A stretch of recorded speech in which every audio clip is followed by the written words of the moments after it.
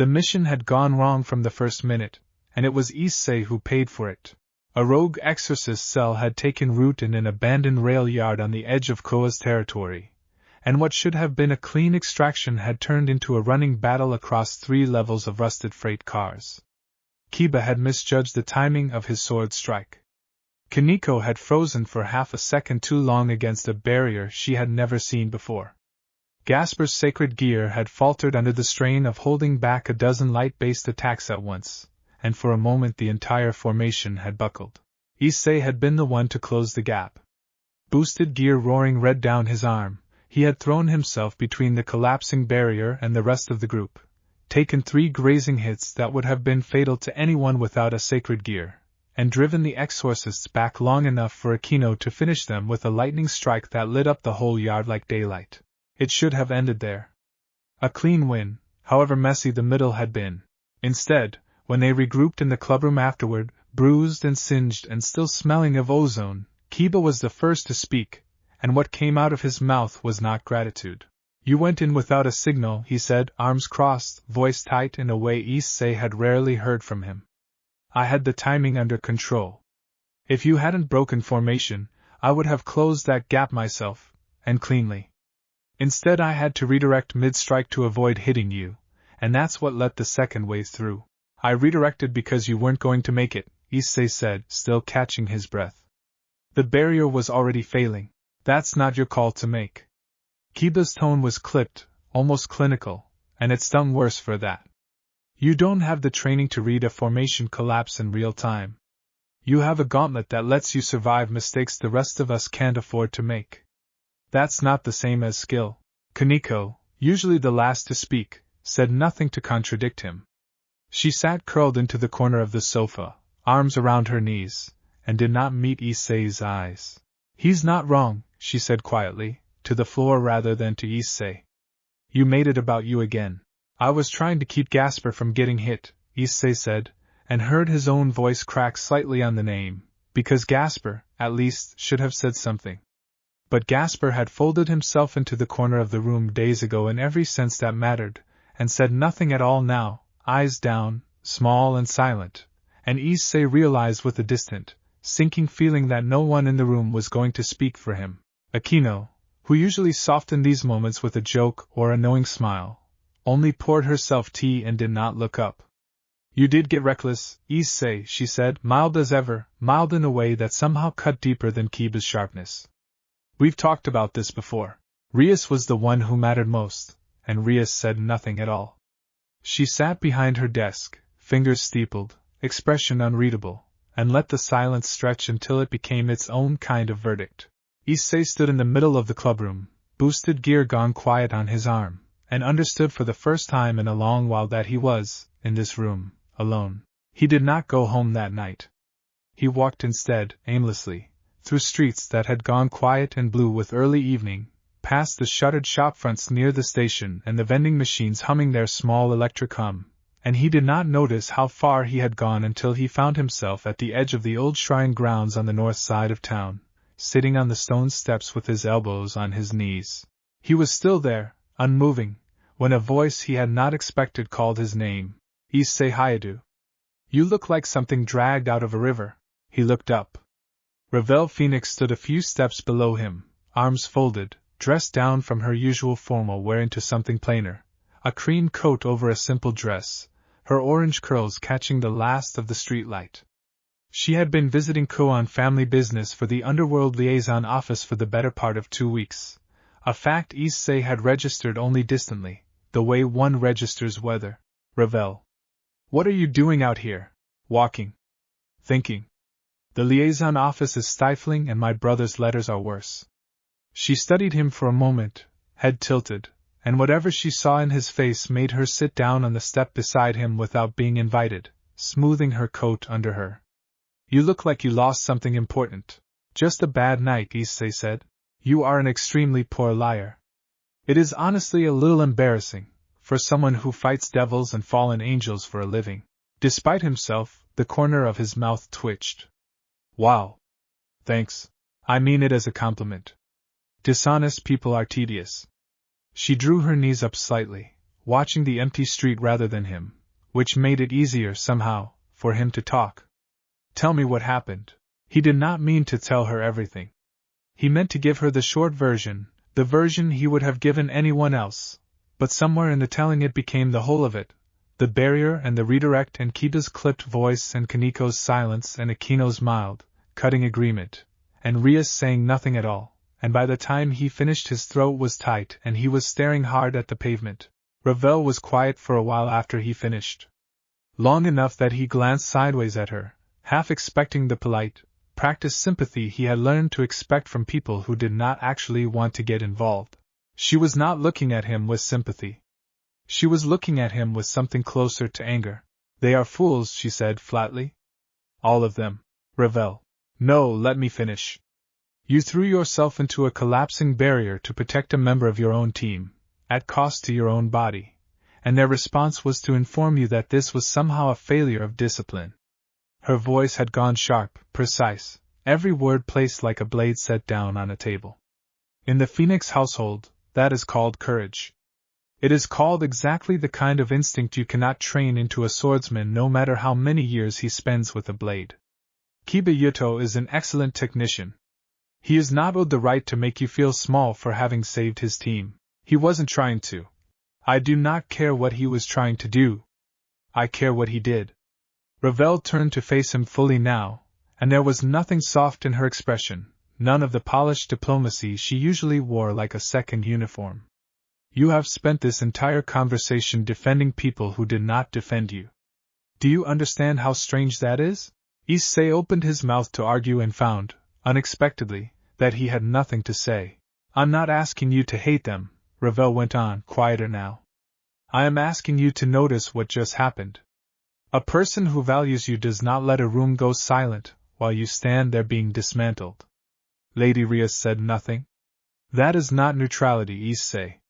Silence from someone with authority is a choice. The words landed somewhere he had been carefully not looking, and for a moment he could not answer at all. Why does it matter to you? He said finally, not unkindly, just tired. You've got your own family. Your own house to worry about. Ravel was quiet for a moment, and when she answered, her voice had lost its sharp edge entirely. Because I remember what it is to be the useful one in a room full of people who never once asked how I was doing.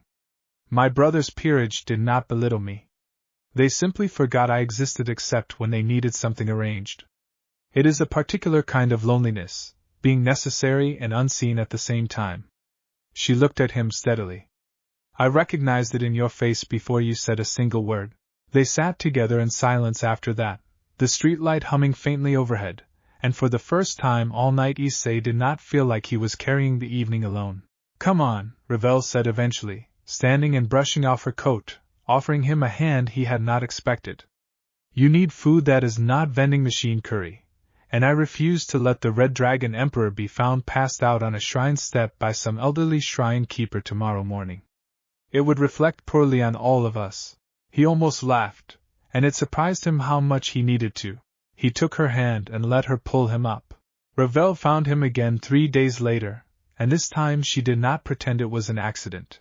She arrived at the old training shed behind the Hyoudou house with a paper bag in one hand, still dressed in her Co-Academy uniform, having apparently walked the whole way rather than teleport, and set the bag down on the workbench without ceremony. You skipped lunch, she informed him. Twice this week. I checked. You checked. I have my ways. She unpacked the bag, rice balls, a thermos, something wrapped in foil that smelled like grilled fish, all clearly homemade rather than store-bought. Eat. You cannot train seriously on an empty stomach, and you have been training like a man trying to outrun something. He had been. He did not bother denying it. In the 3 days since the clubroom, he had not gone back to the usual routines, had not sat through another silent meeting, had instead thrown himself into solitary drills in the shed his grandfather had once used for storage, running through boost sequences until his arms shook and his voice went hoarse from the gauntlet's chant. He told her that too, eventually, between bites, because it turned out to be strangely easy to tell Ravel things. You are not wrong to want to get stronger, she said, sitting on an overturned crate, watching him with the same careful attention she gave to trade ledgers and diplomatic correspondence, total and unhurried. But strength built out of anger burns hot and dies fast. I have seen it in 100 young devils who wanted to prove something to people who never intended to be proved wrong. She tilted her head. What are you actually training for, Issei? Be honest. He opened his mouth to give the easy answer, and it did not come. I don't know, he admitted. I used to know. It used to be simple. Get stronger, protect the people I care about, maybe get Rias to notice I'm not just comic relief. He laughed, short and humorless. Now I don't know who I'm doing it for. Then do it for yourself, for once, Ravel said simply, as though it were the most obvious thing in the world. Not to earn anyone's approval. Not to silence anyone's doubt. Because you decide the shape of your own strength, and no one else gets a vote in that unless you give them one. She stood, brushing crumbs from her skirt, and held out a hand for the empty thermos. You have spent your whole time in that peerage building yourself around what other people expect of you. See what happens when you build around what you actually want.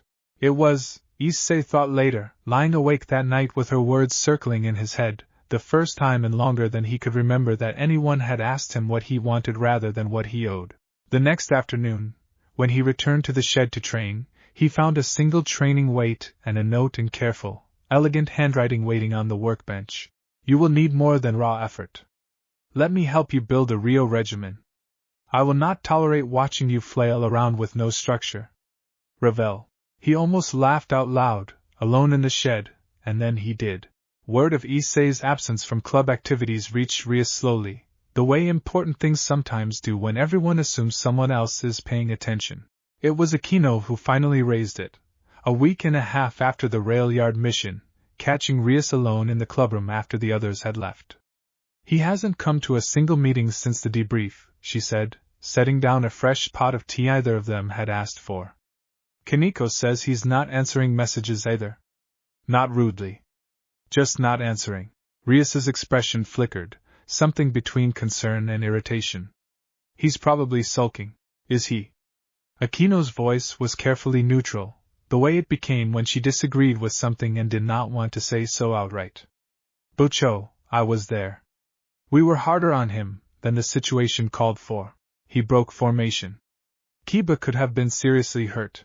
He broke formation to save Gasper from being killed, Aquino said, and for once there was an edge in her voice that had nothing to do with playfulness.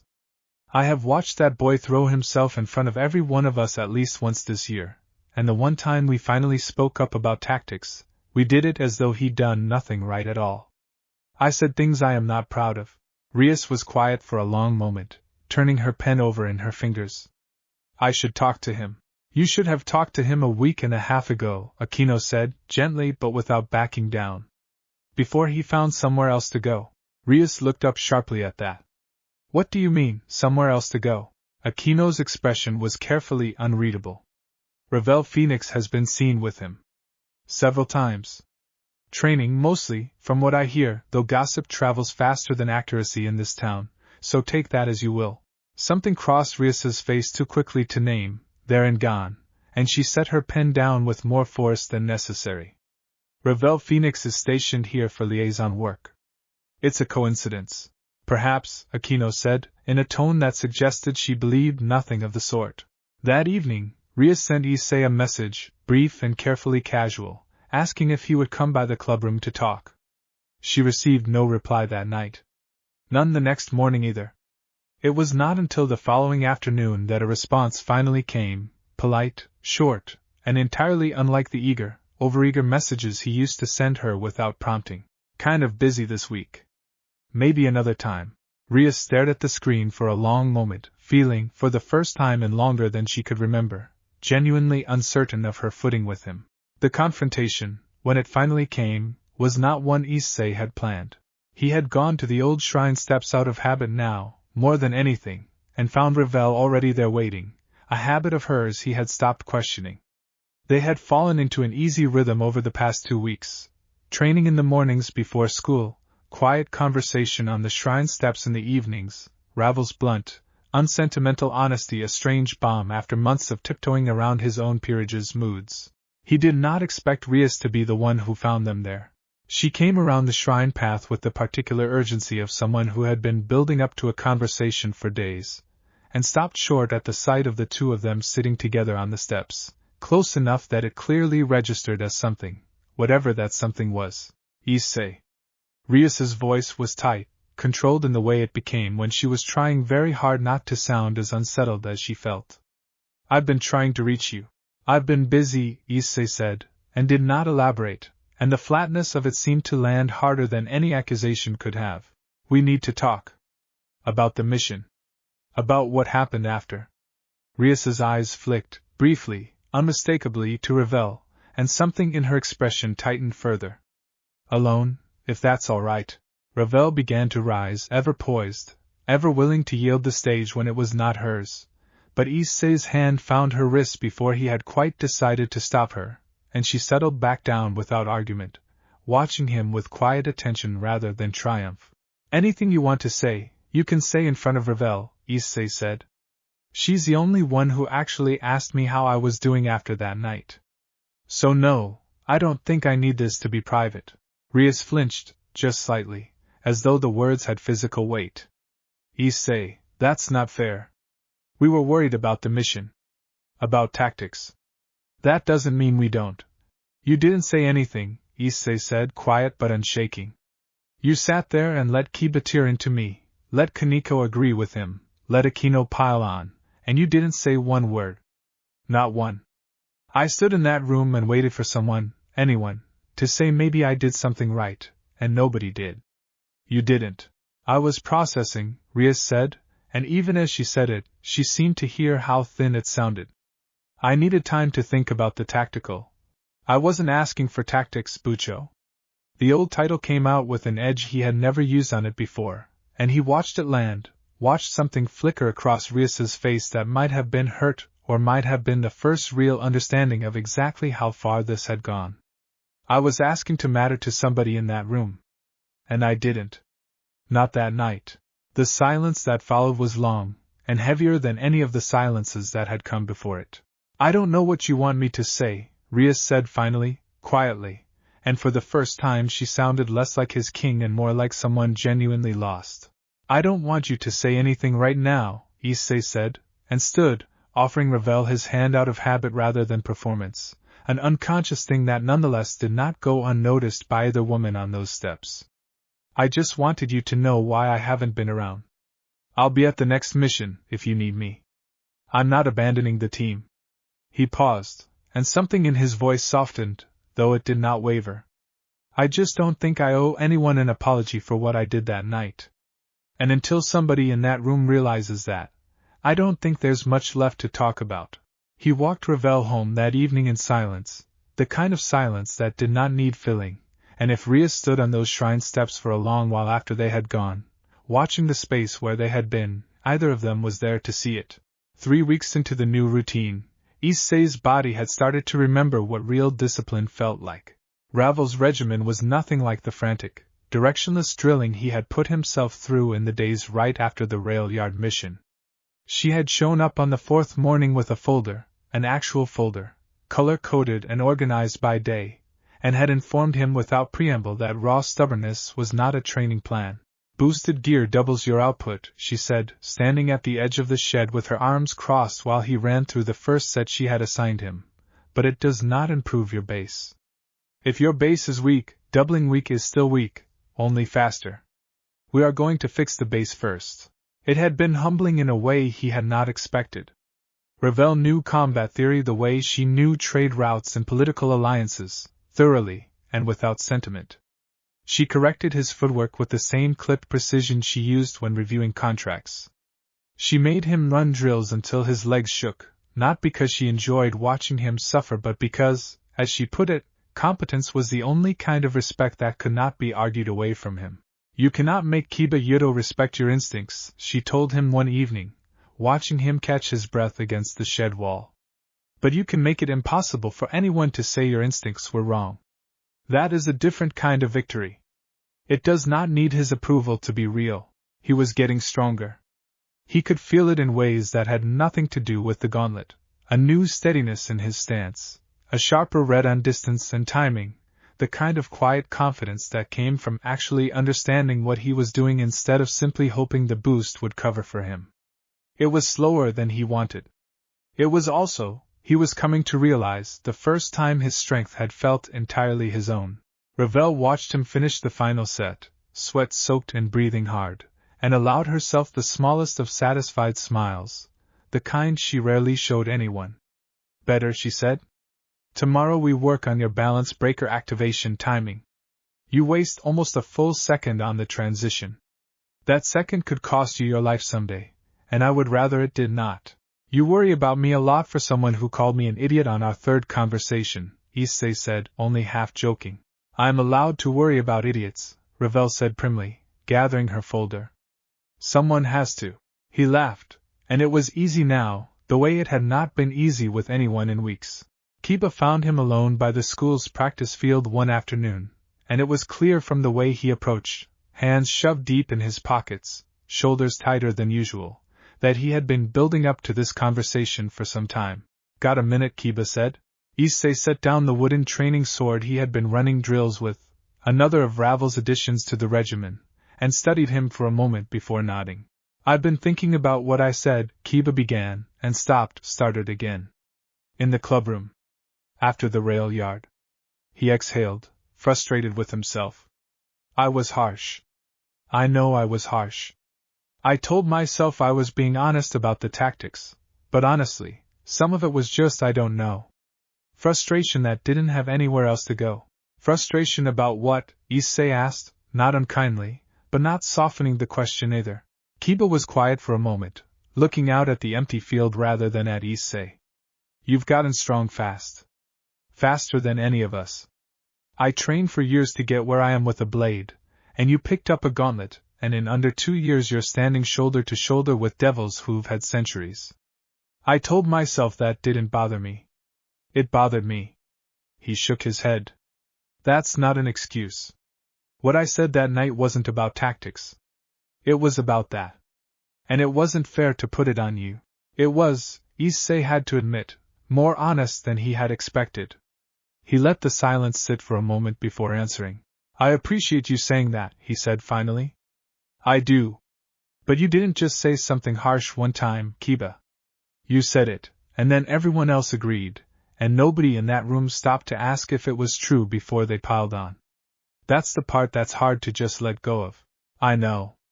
Kiba's jaw tightened. I've tried to say something to Kaneko about it too. She won't really talk about it.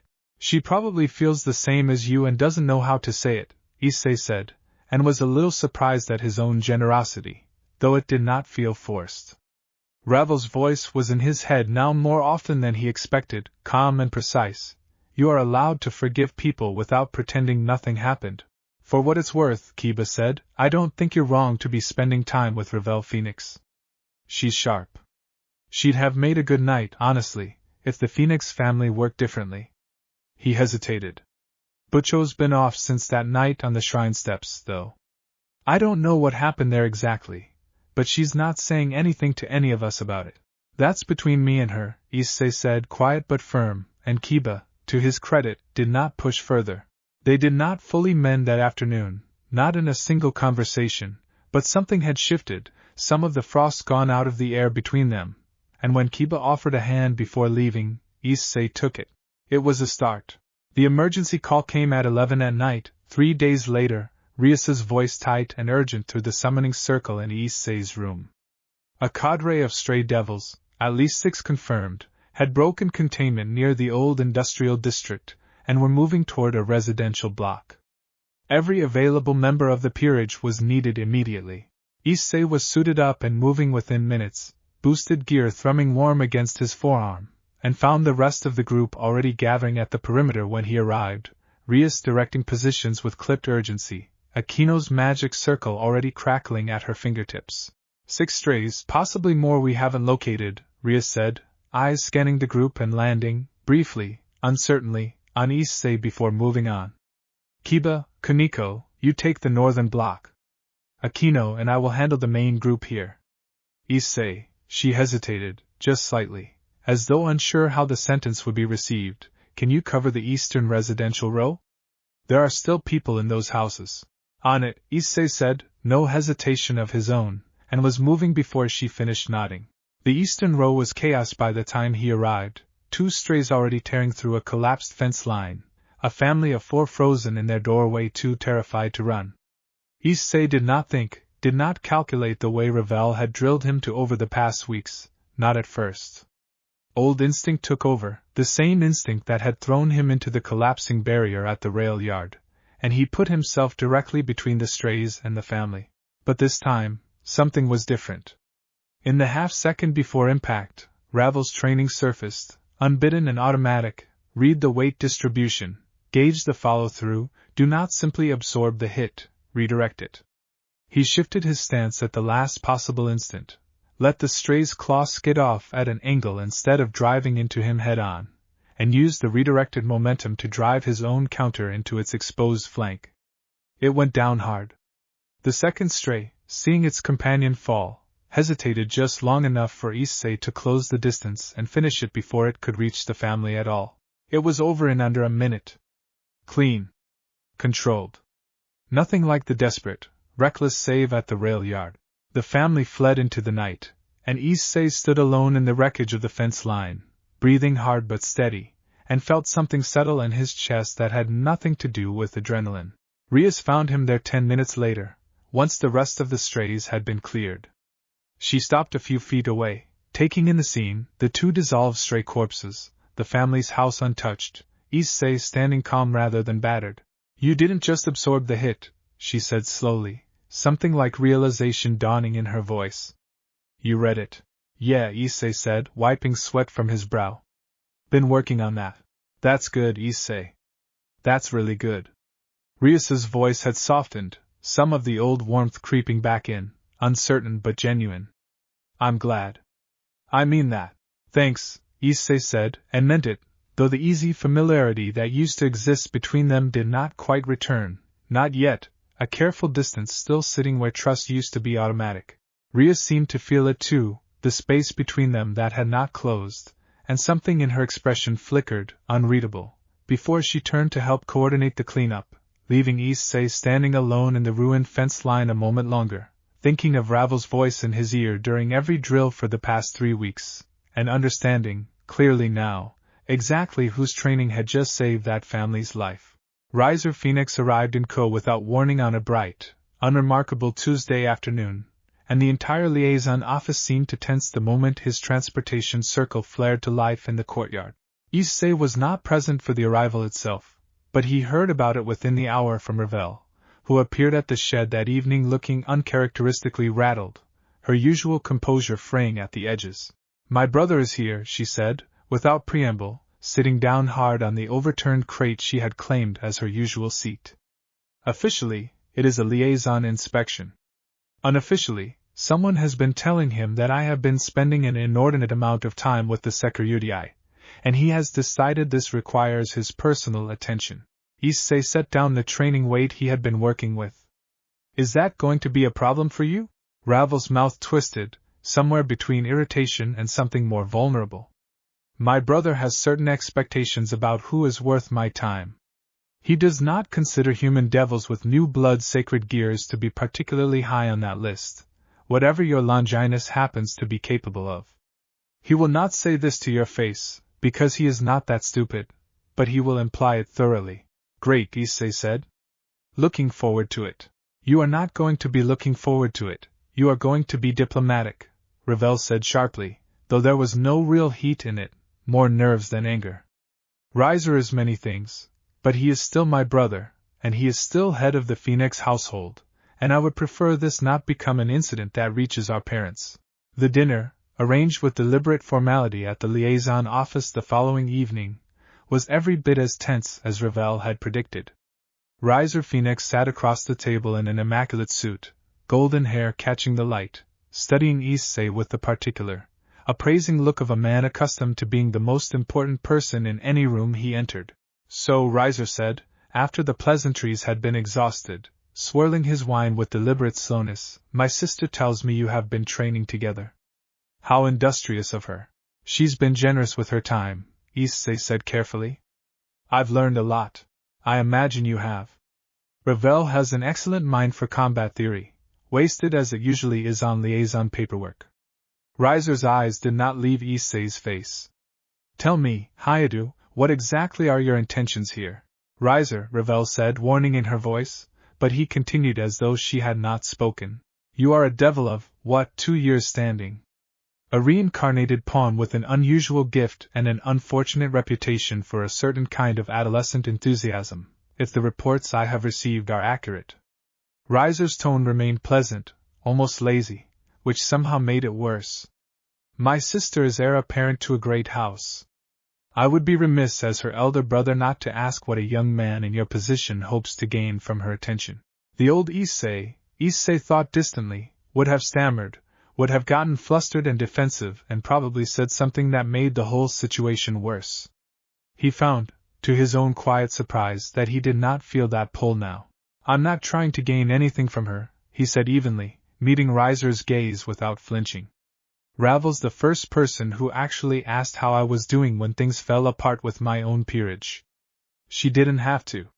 She's been teaching me to fight smarter instead of just harder, and she's never once asked for anything in return. If you're asking whether I respect her, the answer's yes.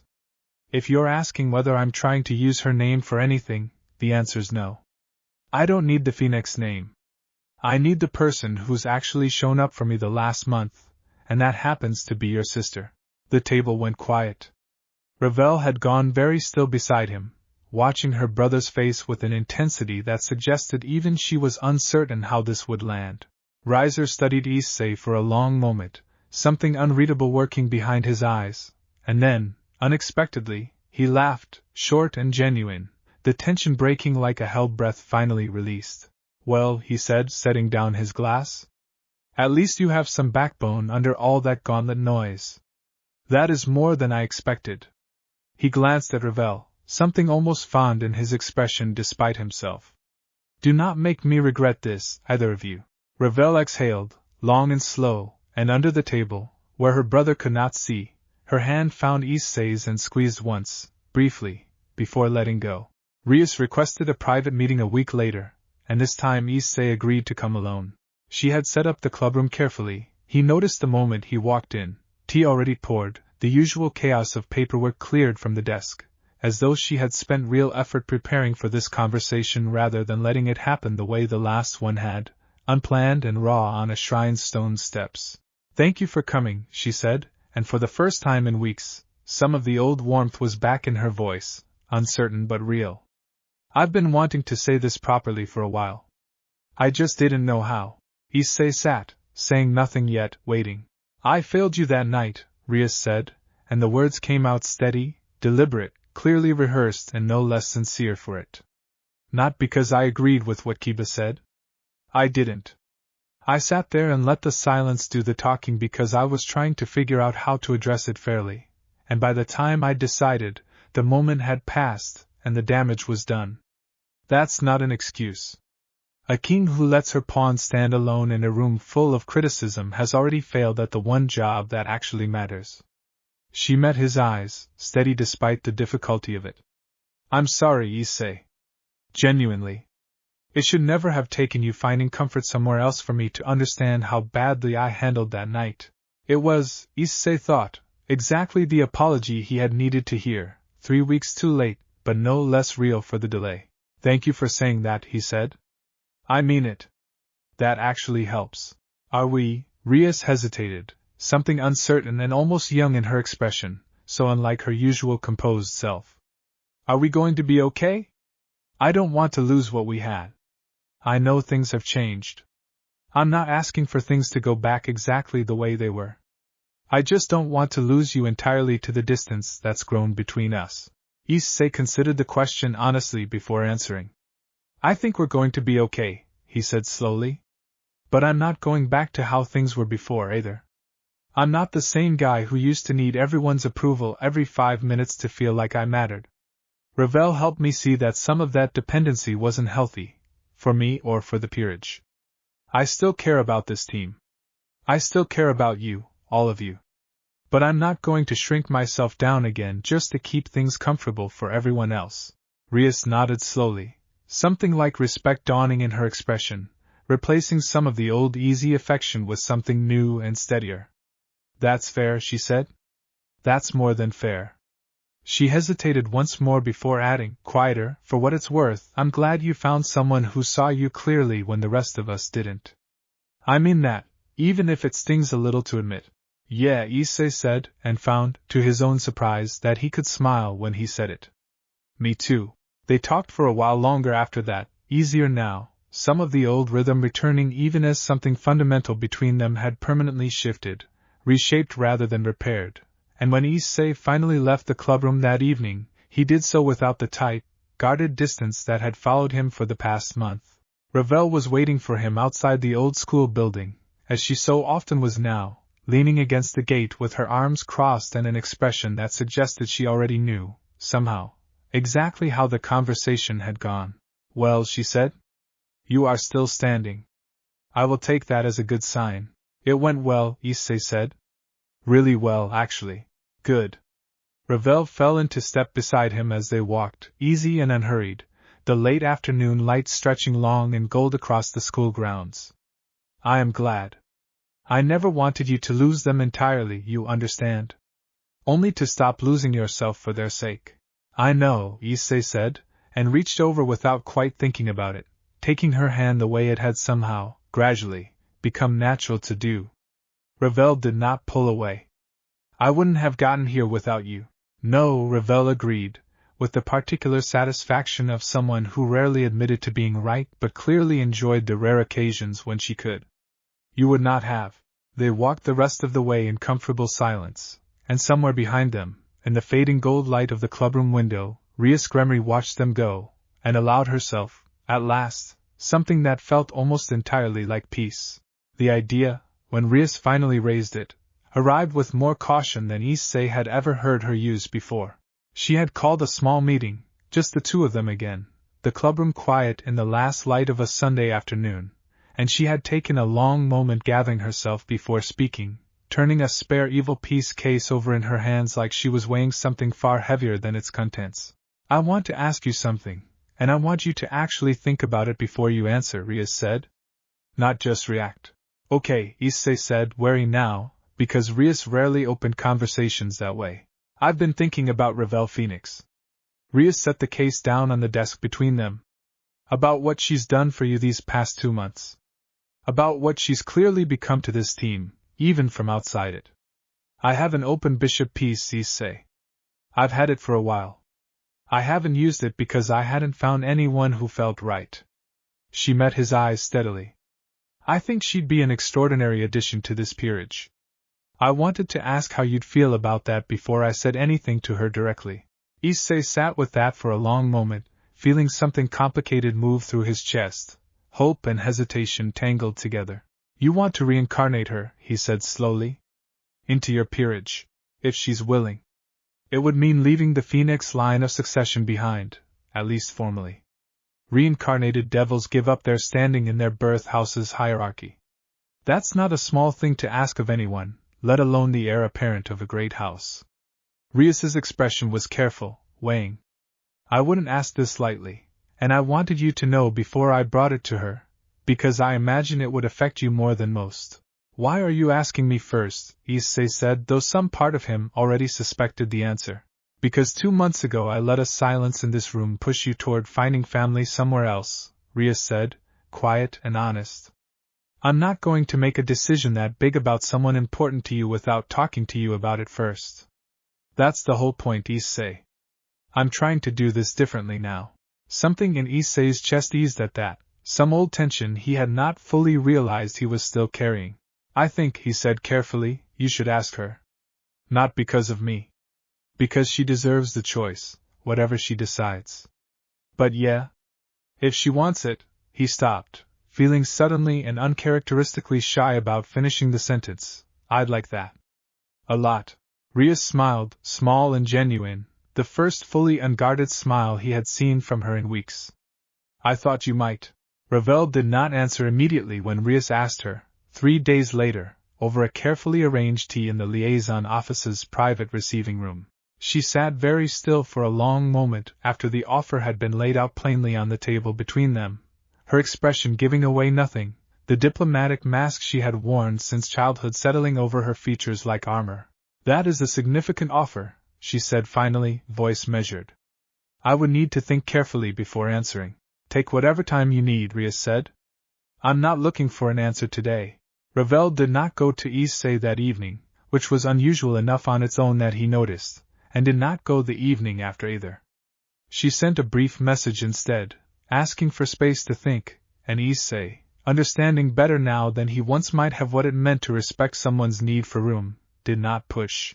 It was Riser who found her, 3 days into her silence, sitting alone on the balcony of the liaison office's upper floor, staring out at the lights of Ko without any of her usual restless energy. "You have been sulking," Riser observed, settling into the chair beside her without invitation, in the particular way older siblings do. "I have been thinking about the Gremory offer." It was not a question. Riser watched the skyline for a moment before continuing, his voice unusually gentle for a man who so rarely allowed himself gentleness. "You are afraid of disappointing our parents." "I am afraid of disappointing everyone," Ravel admitted, quiet in a way she rarely allowed herself to be, even with her brother. "I have spent my entire life being the useful one, the reliable one. Heir apparent, liaison officer, the sister who handles what needs handling so no one else has to think about it. If I do this, I stop being that person. I become a bishop in someone else's peerage. A footnote in someone else's story instead of the center of my own house's future." Riser was quiet for a long moment, considering this with more seriousness than Ravel had expected from him. "Do you know what I actually thought, that night at dinner, watching that boy defend you?" he said finally. "I thought, there is a young man who has clearly decided my sister matters to him more than anything he could gain from our family's name. I have had exactly 0 suitors in my adult life who could say the same thing about me and mean it." A wry, private smile crossed his face. "You have spent your whole life being useful to people who valued what you could provide. I am asking you, as your brother rather than as head of our house, whether you have ever once considered what it might feel like to be valued simply for existing." Ravel said nothing, but something in her posture shifted, some old weight settling differently across her shoulders. "Our parents will grumble," Riser continued, standing and stretching, his tone returning to its usual careless drawl, the gentleness folding back beneath performance, the way it always did. "They will recover. Great houses have survived stranger inheritances than one daughter choosing her own path. I will handle them, if it comes to that. That is what elder brothers are for, apparently, when they are not busy being insufferable." He paused at the balcony door, looking back at her. "For what it is worth, little sister, I think you have already decided. You are simply waiting for someone to give you permission to admit it."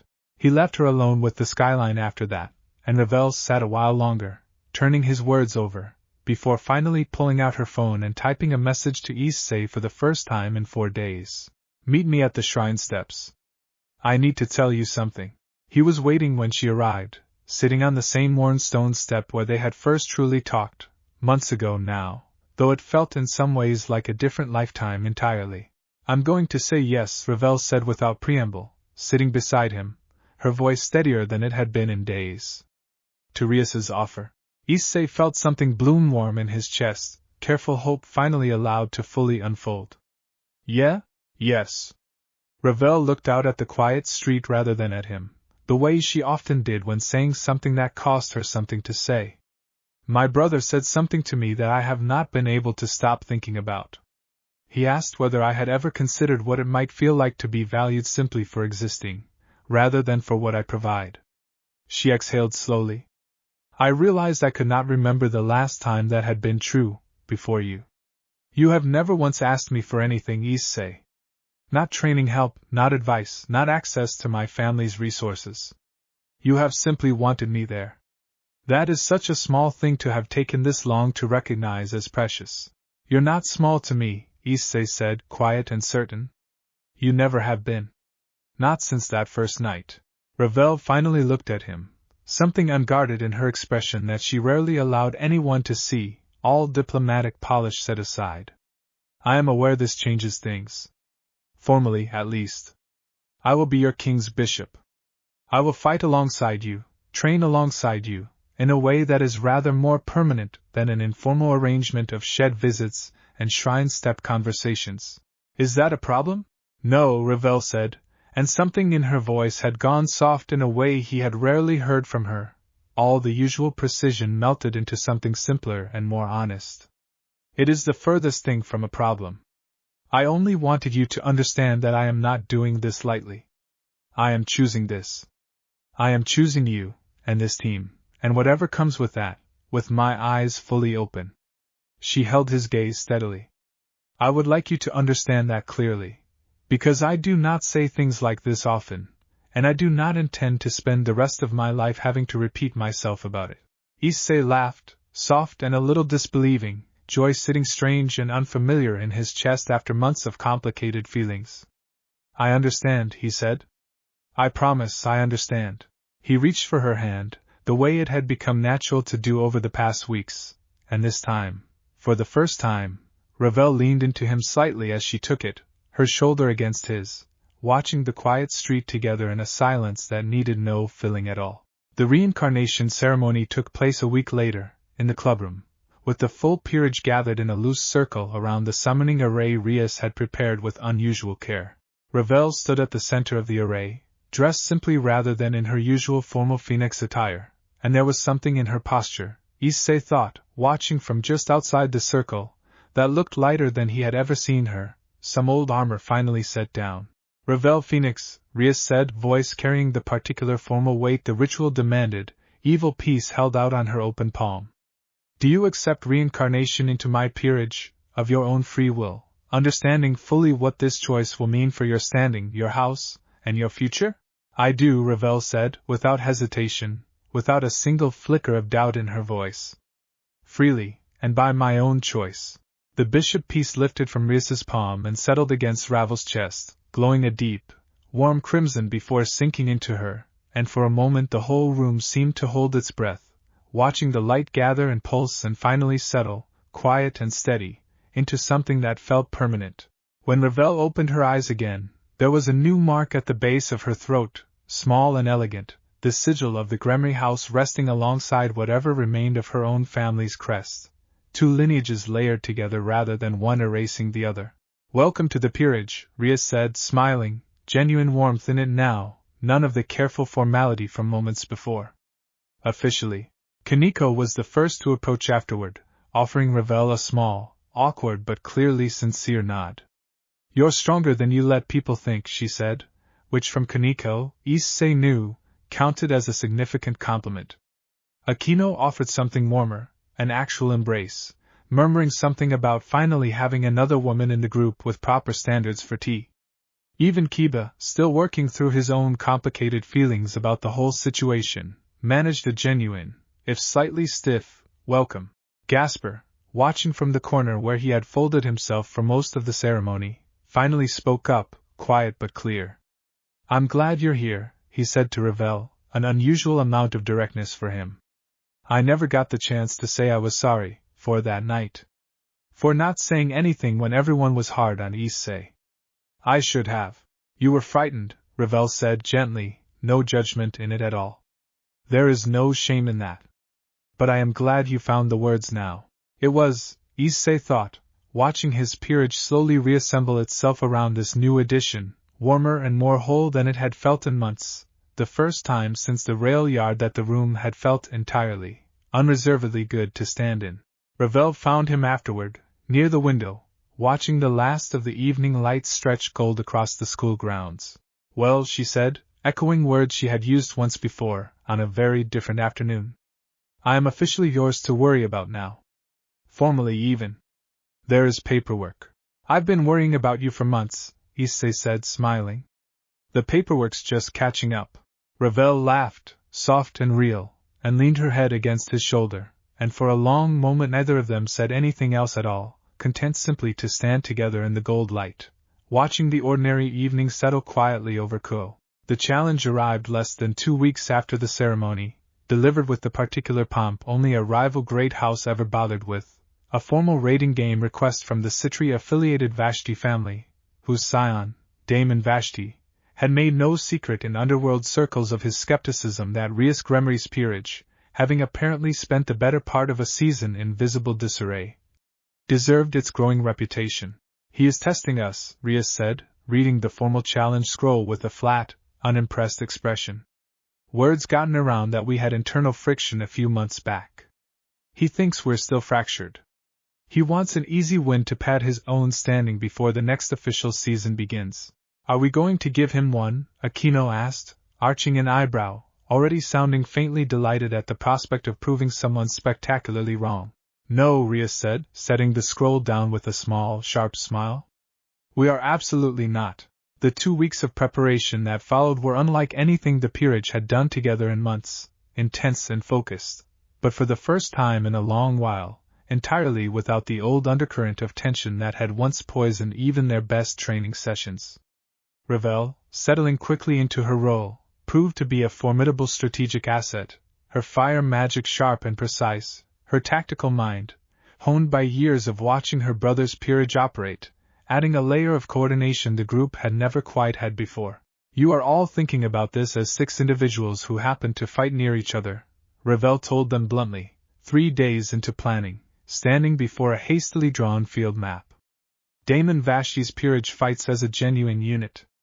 If we want to beat them, we need to stop treating formation as something each of you handles independently, and start treating it as a single organism. Issei is not simply your heaviest hitter to be deployed when things get difficult. He is your anchor point. Build around him properly, and use him as the axis the rest of you pivot on, rather than the emergency solution you reach for only when everything else has already gone wrong." It was, Issei realized, watching Kiba nod slowly, genuinely considering the point rather than bristling at it the way he might have months earlier, exactly the kind of correction the peerage had needed for a long time and never quite had anyone willing to make so plainly. By the end of the 2nd week, something had clicked into place between them that had never quite existed before, not even in their best moments prior to the rail yard. Kiba and Issei had worked out a rotation that let them cover each other's blind spots without either needing to shout instructions mid-fight. Kaneko had stopped hesitating at the edges of Issei's boost radius, trusting now that he would read her positioning correctly rather than simply overwhelming the space around him. Even Gasper, still shy but steadier now, had begun timing his barrier deployments to match Ravel's fire bursts, creating openings the group could exploit together rather than defensive walls that merely delayed the inevitable. "We're actually good," Issei said, genuinely startled, after a full run-through session ended with the mock formation intact and every member of the team still standing. "We were always good," Ravel corrected, though there was warmth rather than correction in her tone. "You simply were not, until recently, a team that trusted each other enough to actually be good together. Trust was the missing variable. Everything else was already here." Rias, watching from the sideline with her arms crossed and an expression of quiet, growing pride, said nothing, but the look she gave Issei across the practice field said more than words might have. The raiding game itself took place in a constructed territory designed to resemble a sprawling, ruined coastal city, towers of broken stone rising out of an artificial sea, the kind of terrain built specifically to punish teams that could not coordinate across broken sight lines. Damon Vashti's peerage opened aggressively, exactly as Ravel had predicted they would, their 2 rooks driving hard and fast toward the Gremory base in an attempt to force an early, decisive engagement before Rias's team could settle into any rhythm. "Let them come," Ravel's voice came clear and steady through the coordination line, calm in a way that steadied the whole team around her.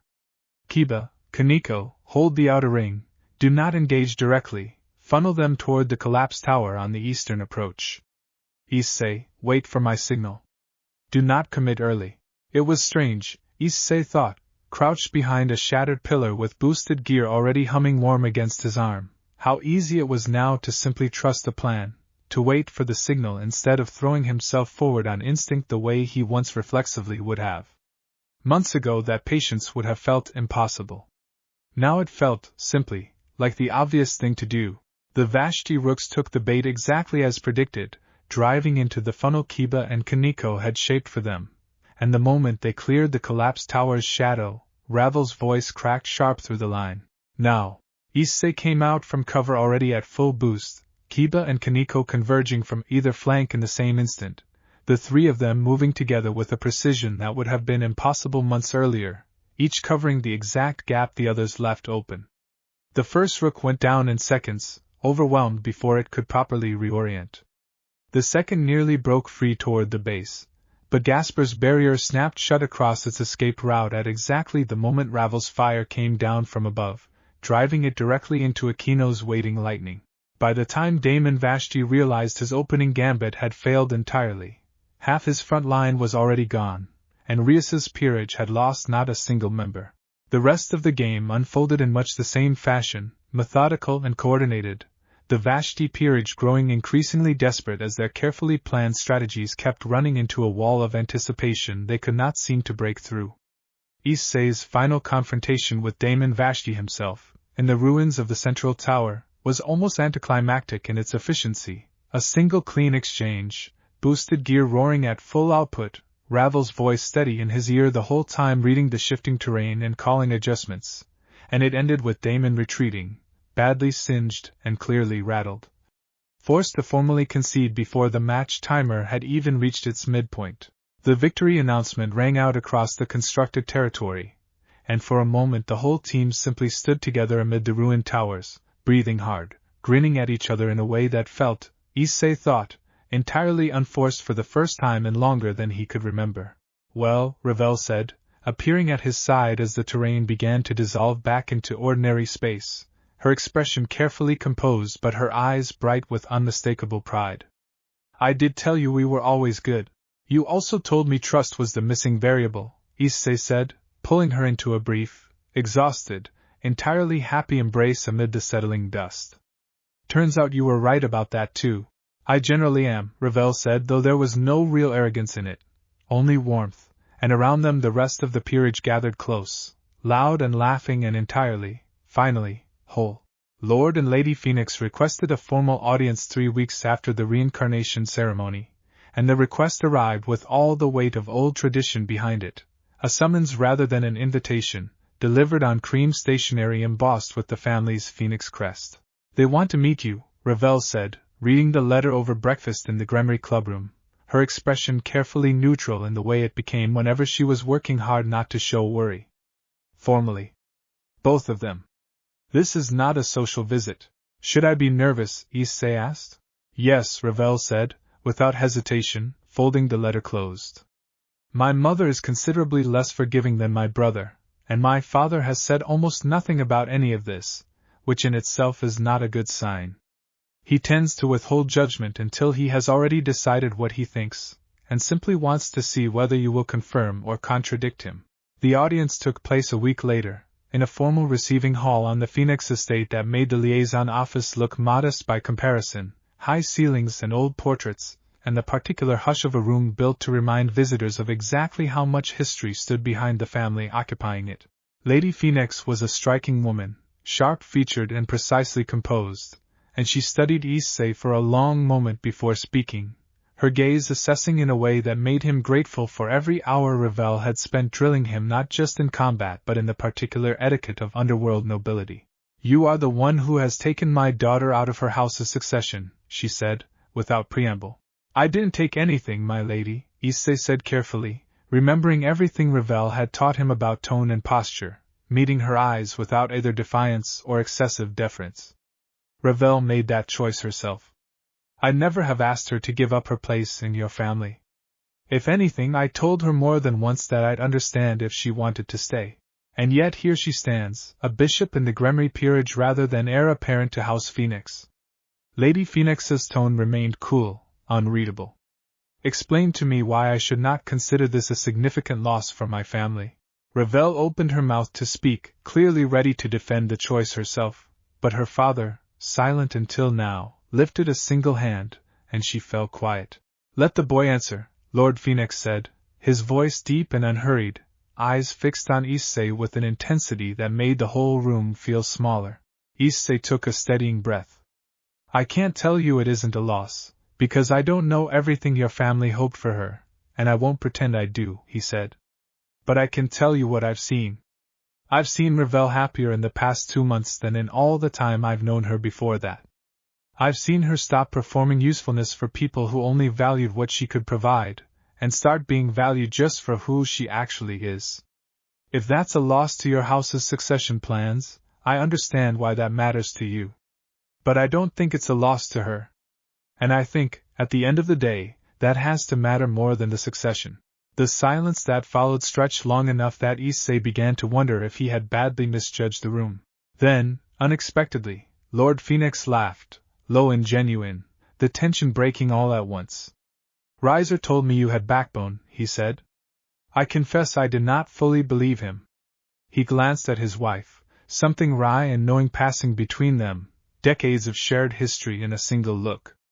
Our daughter has always had a gift for choosing her own path regardless of what anyone else preferred for her. It is, I think, the thing I have always admired most about her, however inconvenient it has occasionally been for our planning. Lady Phoenix's composed expression finally softened, just slightly, into something that might, in a woman less careful with her expressions, have been called warmth. I am not yet fully at peace with this, she said. But I will admit, watching you just now, that I understand a little better why she chose it. She looked to her daughter for the first time since the audience began, her voice gentling. Are you happy, Ravel? Yes, Ravel said simply, without hesitation. I am happier than I have been in years, mother. Lady Phoenix studied her for a long moment, and then nodded, once, a small but unmistakable concession. Then I suppose that will have to be enough. It was not, Issei understood, full approval, not yet, but it was a beginning, and when they finally left the estate that evening, Ravel's hand tight in his, she looked lighter than he had ever seen her, some old weight finally, fully set down. The attack came without warning, 3 weeks later, on an ordinary Thursday evening while Ravel was walking back from the liaison office alone. Issei felt it before he understood it, a sudden, violent spike of alarm through the faint magical bond that had formed between them since her reincarnation. Sharp enough that he was moving before he had consciously decided to, boosted gear flaring to life on his arm as he tore out of the clubroom and across the school grounds toward the source. He found the alley 2 streets from the liaison office in chaos, scorch marks scarring the walls, 3 figures in dark cloaks converging on Ravel where she stood, bloodied but upright, fire already gathered defensively in both hands, refusing to yield ground despite being clearly outnumbered. Sacred Gear affiliated bishop, second-generation Phoenix bloodline, one of the cloaked figures was saying, voice cold and clinical, entirely unbothered by the flames Ravel had already thrown at them. Cow's brigade wants her intact. The fire resistance treatment should hold. Issei did not wait to hear more. He came into the alley at full boost, the balance breaker's crimson armor already forming around him mid-stride, and the first cloaked figure barely had time to turn before Issei's fist connected, driving it clean through the alley's brick wall. Issei! Ravel's voice, relief and warning tangled together, and he turned in time to see the second figure lunging toward him with a blade wreathed in some kind of dampening magic, the third circling wide to flank Ravel while his attention was divided. Old instinct screamed at him to throw himself fully into defending her, consequences ignored, the way he once reflexively would have. But months of Ravel's own training held, steady beneath the adrenaline, and instead of simply absorbing the coming blow, he read the angle, redirected his weight at the last possible instant, let the blade skid past him rather than through him, and used the opening to drive the second attacker back hard enough to buy Ravel the half-second she needed to turn on the third. Her fire this time was not defensive.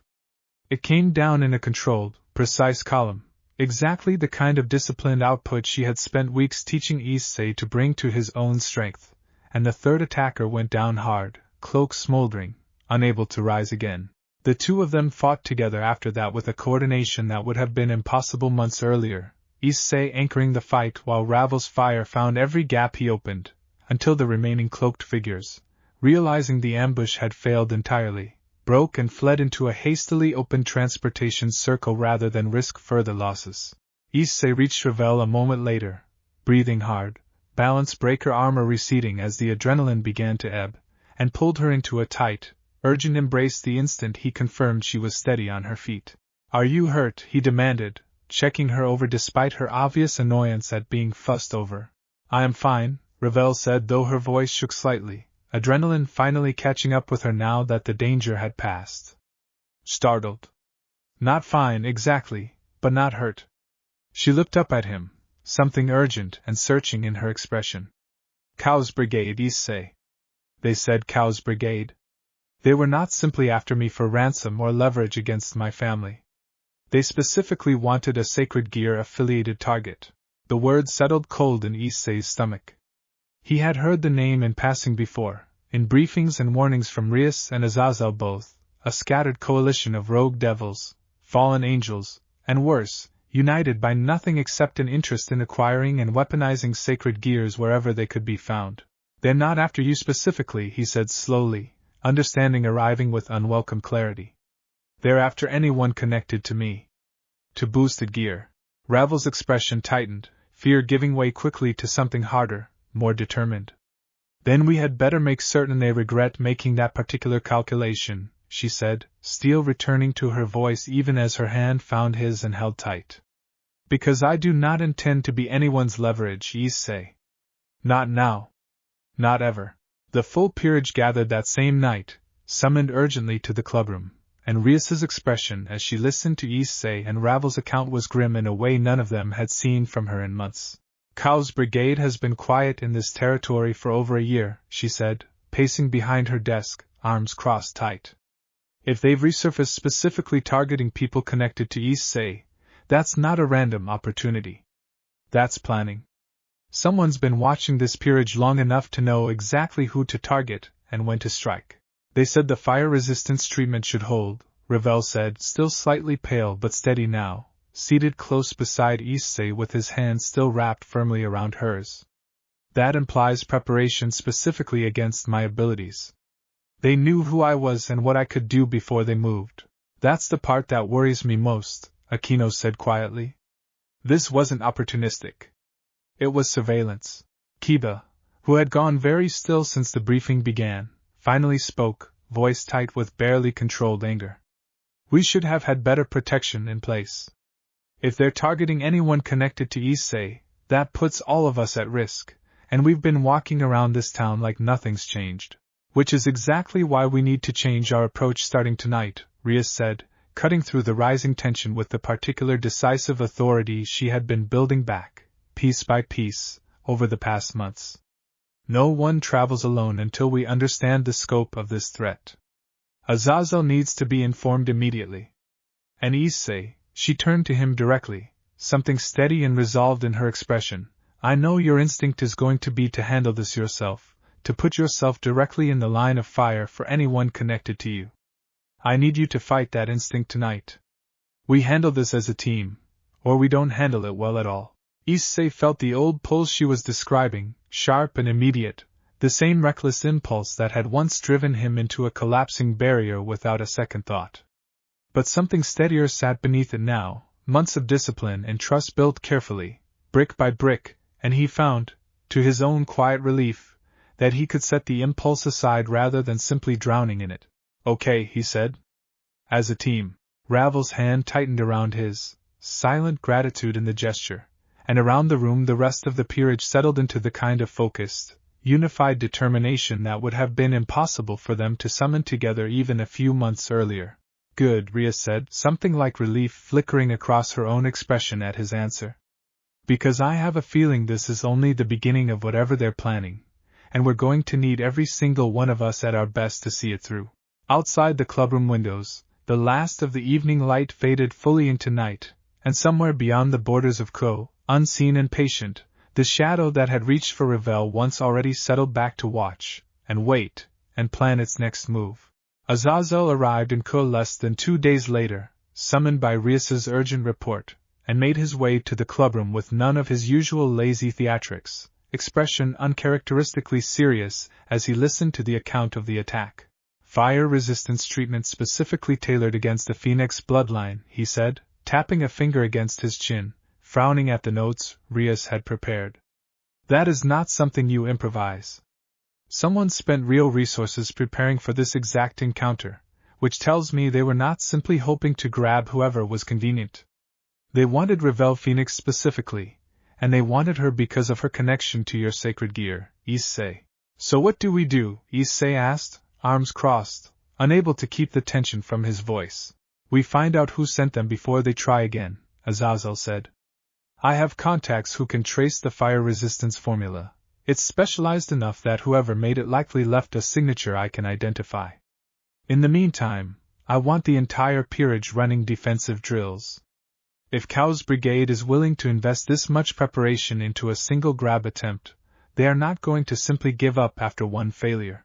The days that followed took on a tense, watchful rhythm, every member of the peerage adjusting to new protocols, paired movement, regular check-ins, defensive positioning drilled until it became automatic.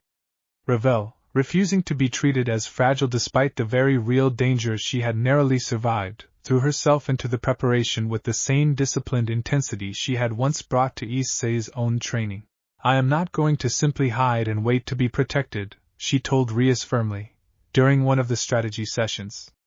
I want to be part of whatever response we build. I have information about how they prepared for me. That makes me useful in anticipating how they might prepare for the rest of you.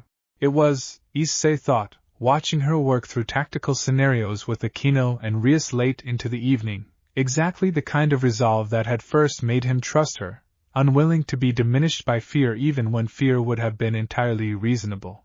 The breakthrough came 5 days later, when Azazel returned to the clubroom with a grim, focused expression that told them all, before he even spoke, that the news was not going to be simple.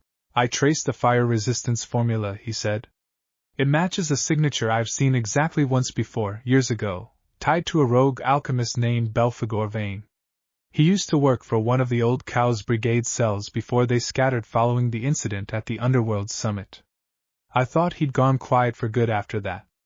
Apparently not. He spread a set of coordinates across the desk. My contacts traced recent movement to an abandoned research facility about 40 kilometers outside Koa's territory boundary. If he's rebuilding a cell there, that's likely where any follow-up attempt would be staged from. Rias studied the coordinates for a long moment before looking up, resolve hardening in her expression. Then that's where we go. The facility, when they finally reached it under cover of night, looked abandoned from the outside, crumbling concrete and rusted fencing, the kind of place easily dismissed as nothing more than industrial decay. But the moment the peerage crossed the perimeter, Ravel's borrowed detection wards, hastily prepared with Azazel's guidance over the preceding days, lit up with unmistakable warning. Heavy concealment magic, she murmured, eyes narrowed in concentration. Whatever's actually inside, they don't want it found by casual inspection. They moved carefully through the facility's outer corridors, Kiba and Kaneko taking point, Aquino and Gasper covering the rear, Issei and Ravel holding the center where Ravel's tactical awareness could coordinate the group's response to whatever they encountered. The place had clearly once been some kind of research complex, long abandoned by its original purpose, now repurposed with makeshift alchemical equipment, and hastily installed warding circles scattered through what had once been clean, sterile laboratory rooms. They found Belphegor Vane in the facility's central chamber, hunched over a workbench cluttered with vials and half-finished formulas, and he looked up at their approach with an expression of irritation rather than alarm, as though their arrival were simply an inconvenient interruption to his work rather than a genuine threat. Ah, he said, setting down the vial in his hand with deliberate care. The Gremory peerage. I did wonder how long it would take you to trace the formula back to me. Sloppy of me, I suppose, though I confess I did not expect the attempt to fail quite so thoroughly. That armored security of yours is rather more disciplined than the reports suggested. Where's the rest of your cell? Rias demanded, magic already gathering at her fingertips. Disbanded, for the moment? Regrouping elsewhere, following your rather emphatic rejection of our first approach. Belphegor's smile was thin, unbothered. I am, at present, simply cleaning up loose ends before I too relocate somewhere less compromised. You have my sincere congratulations on ruining what would have been a rather elegant acquisition. You're not going anywhere, Issei said, boosted gear already thrumming warm against his arm, stepping forward with Ravel close beside him, her fire gathering steady and controlled in both hands. Belphegor's smile did not waver, but something calculating flickered behind his eyes, and Issei realized, half a second too late, that the alchemist's calm was not resignation. It was preparation. The warding circle scattered through the room ignited all at once, A dozen small detonations of contained magical energy meant not to kill but to disorient, and in the chaos that followed, Belphegor moved with startling speed for a man who had appeared, moments earlier, entirely unbothered by their arrival, activating some kind of emergency transport circle at the chamber's far wall. "Stop him," Rias shouted, but the disorientation from the warding detonations cost them precious seconds, and by the time the smoke cleared enough to see properly, Belphegor Vane was gone, the transport circle fading into nothing, leaving only the cluttered workbench and its half-finished formulas behind. "Coward," Ravel spat, fire still crackling angrily at her fingertips, though there was more frustration than danger in it now. He ran the moment things stopped going his way. He also left every piece of research he was working on, Aquino observed, moving to examine the scattered notes and vials with careful interest. "That's not nothing." Rias surveyed the room, expression tight with the particular frustration of a battle that had ended without full resolution, and finally exhaled, forcing calm back into her posture. "We didn't get him," she said. "But we disrupted whatever he was building here, and we have his research to work through now. That's not the clean victory we wanted, but it's not a defeat either." She looked around at the group, steady despite the anticlimactic ending. "Good work, all of you. Let's collect everything useful and get out of here before anything else in this place decides to be unfriendly." They returned to Co in the small hours of the morning, exhausted but unharmed, and it was not until they were finally alone in the quiet of the shed behind the Hyoudou house, the adrenaline of the night fully drained away, that Ravel finally allowed herself to sit down heavily and simply breathe. "That could have gone very differently," she said quietly, staring at nothing in particular, some of the composure she had maintained throughout the mission finally cracking at the edges now that there was no one left to perform strength for. "If they had been prepared for a direct confrontation rather than simply for extraction, I do not know that we would have all walked away from that room. But we did," Issei said gently, sitting beside her close enough that their shoulders touched. "We walked away. Together." "Yes." Ravel leaned into him, some of the day's tension finally beginning to ease from her shoulders. "I keep thinking about what he said. That I was not simply convenient, but specifically targeted, because of my connection to you. I find that I am not entirely certain how to feel about being important enough to be a target." "I know that feeling better than you think," Issei said, quiet and honest. "Being the security means everyone I care about is a potential target eventually. That used to terrify me more than anything else about carrying this thing." He glanced down at boosted gear, dormant now against his forearm. "But I've also learned, this past year especially, that the answer isn't to push people away to keep them safe. It's to get strong enough, together, that anyone who comes for the people I love regrets it badly." Ravel was quiet for a moment, considering this, before a small, tired smile finally found its way onto her face. "That is, appallingly, one of the more romantic things you have ever said to me, and you delivered it while covered in alchemical smoke residue." Issei laughed, surprised into it despite the exhaustion. "I'll work on my timing." "Do not," Ravel said, leaning her head against his shoulder, eyes finally drifting closed. "I find I rather liked it exactly as it was."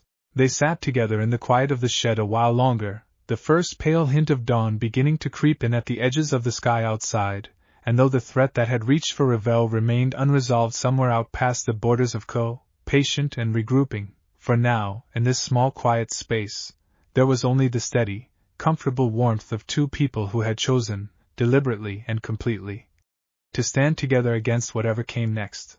3 weeks passed after the raid on Belphegor Vane's facility without further incident, long enough that the sharp edge of vigilance the peerage had been carrying began, slowly, to soften into something more sustainable. It was Azazel who broke the uneasy calm, arriving at the clubroom unannounced on a rainy Tuesday afternoon with a folder thick enough that Rias's expression darkened the moment she saw it. "We finished processing the research Vane left behind," he said, spreading printouts across the desk. "It's worse than a single rogue alchemist working alone. The formulas we recovered reference a coordinated project, something called the Ouroboros Initiative, aimed at cataloging and eventually acquiring every Longinus-class sacred gear currently active. Vane wasn't running his own operation. He was a contractor for someone considerably higher up the chain." "Do we know who?" Issei asked, dread settling cold in his stomach. Not yet. But whoever's running this has resources. Serious resources. Enough to fund specialized alchemical research, enough to send a trained extraction cell after a single target. Azazel's expression was grim. This isn't over. I'd be shocked if it were. Whoever's behind the Ouroboros initiative just lost an asset and a facility. They're going to want to recover ground, and soon. Ravel, seated close beside Issei, went very still at the name, something flickering across her face that Issei recognized, with a small jolt, as recognition rather than surprise. Ravel, he said quietly. You know something. She was quiet for a moment, gathering her thoughts with the same careful precision she brought to everything. Ouroboros, she said finally. It is an old term, from before my time, but my father mentioned it once, years ago, in a context I did not fully understand as a child.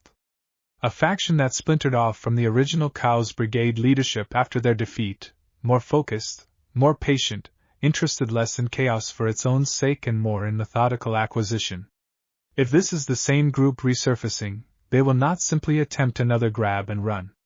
They will have contingencies. Layers. She looked up, meeting Rias's eyes steadily. We should assume they already know we disrupted Vane's facility, and that they are already adjusting their plans accordingly. Rias absorbed this, jaw tight, and finally nodded once, decisive. Then we stop reacting and start anticipating, she said. Azazel, I want everything you can get on Ouroboros. Ravel, anything else you remember, even fragments, could matter. We are not letting this group catch us flat-footed a second time. The weeks that followed took on a new intensity, training sharper, briefings more frequent, the entire peerage settling into a heightened readiness that reminded Issei, uncomfortably, of the tense weeks right before the rail yard mission all those months ago, though this time, at least, the tension bound them together rather than fracturing them apart. Ravel, drawing on fragments of memory from her father's old conversations and cross-referencing them against the recovered research, slowly assembled a picture of the Ouroboros initiative's likely structure, a loose network of independent cells, each specialized, each reporting up through carefully compartmentalized channels to leadership that remained, frustratingly, impossible to identify directly. They are patient, she explained one evening, laying out a rough organizational chart she had pieced together on the clubroom's whiteboard. Vane's cell was almost certainly not their only active operation. If they are cataloging Longinus wielders specifically, there are others being watched right now, in other territories, under other peerages. We are not the only target. We are simply the one that happened to fail first. That's not exactly comforting, Kiba said dryly. It was not meant to be comforting. It was meant to be accurate. Ravel's tone remained brisk, but there was something steadying in her bluntness that the team had come, over the past months, to genuinely rely on. If we understand their scope correctly, our best approach is not simply defense. It is disruption. If we can identify and dismantle enough of their active cells quickly enough, we make continued operations against Longinus wielders too costly to sustain, at least in this region. Rias studied the organizational chart for a long moment, something calculating settling behind her eyes. Azazel's contacts are already working leads. If we can identify even one more cell location with confidence, we move on it the same way we moved on Vane's facility. Fast, coordinated, before they have time to prepare a proper defense. The opportunity came sooner than any of them expected. 10 days later, Azazel returned with a location, a converted warehouse complex on the outskirts of a neighboring territory, flagged by unusual magical signatures matching patterns from the recovered Ouroboros research. This one's better defended than Vane's facility, Azazel warned, spreading satellite imagery across the desk. Multiple ward layers, likely combat-capable personnel stationed on site rather than a single researcher working alone. If you go in expecting real resistance. Rias studied the imagery for a long moment before looking up at her assembled peerage, something steady and resolute in her expression. Then we go in prepared, she said. All of us. Together. The warehouse complex, when they finally approached it under cover of a moonless night, radiated a wrongness even before Ravel's detection wards confirmed what her instincts already suspected. layers of concealment magic stacked thick enough to make the air itself feel dense and unnatural.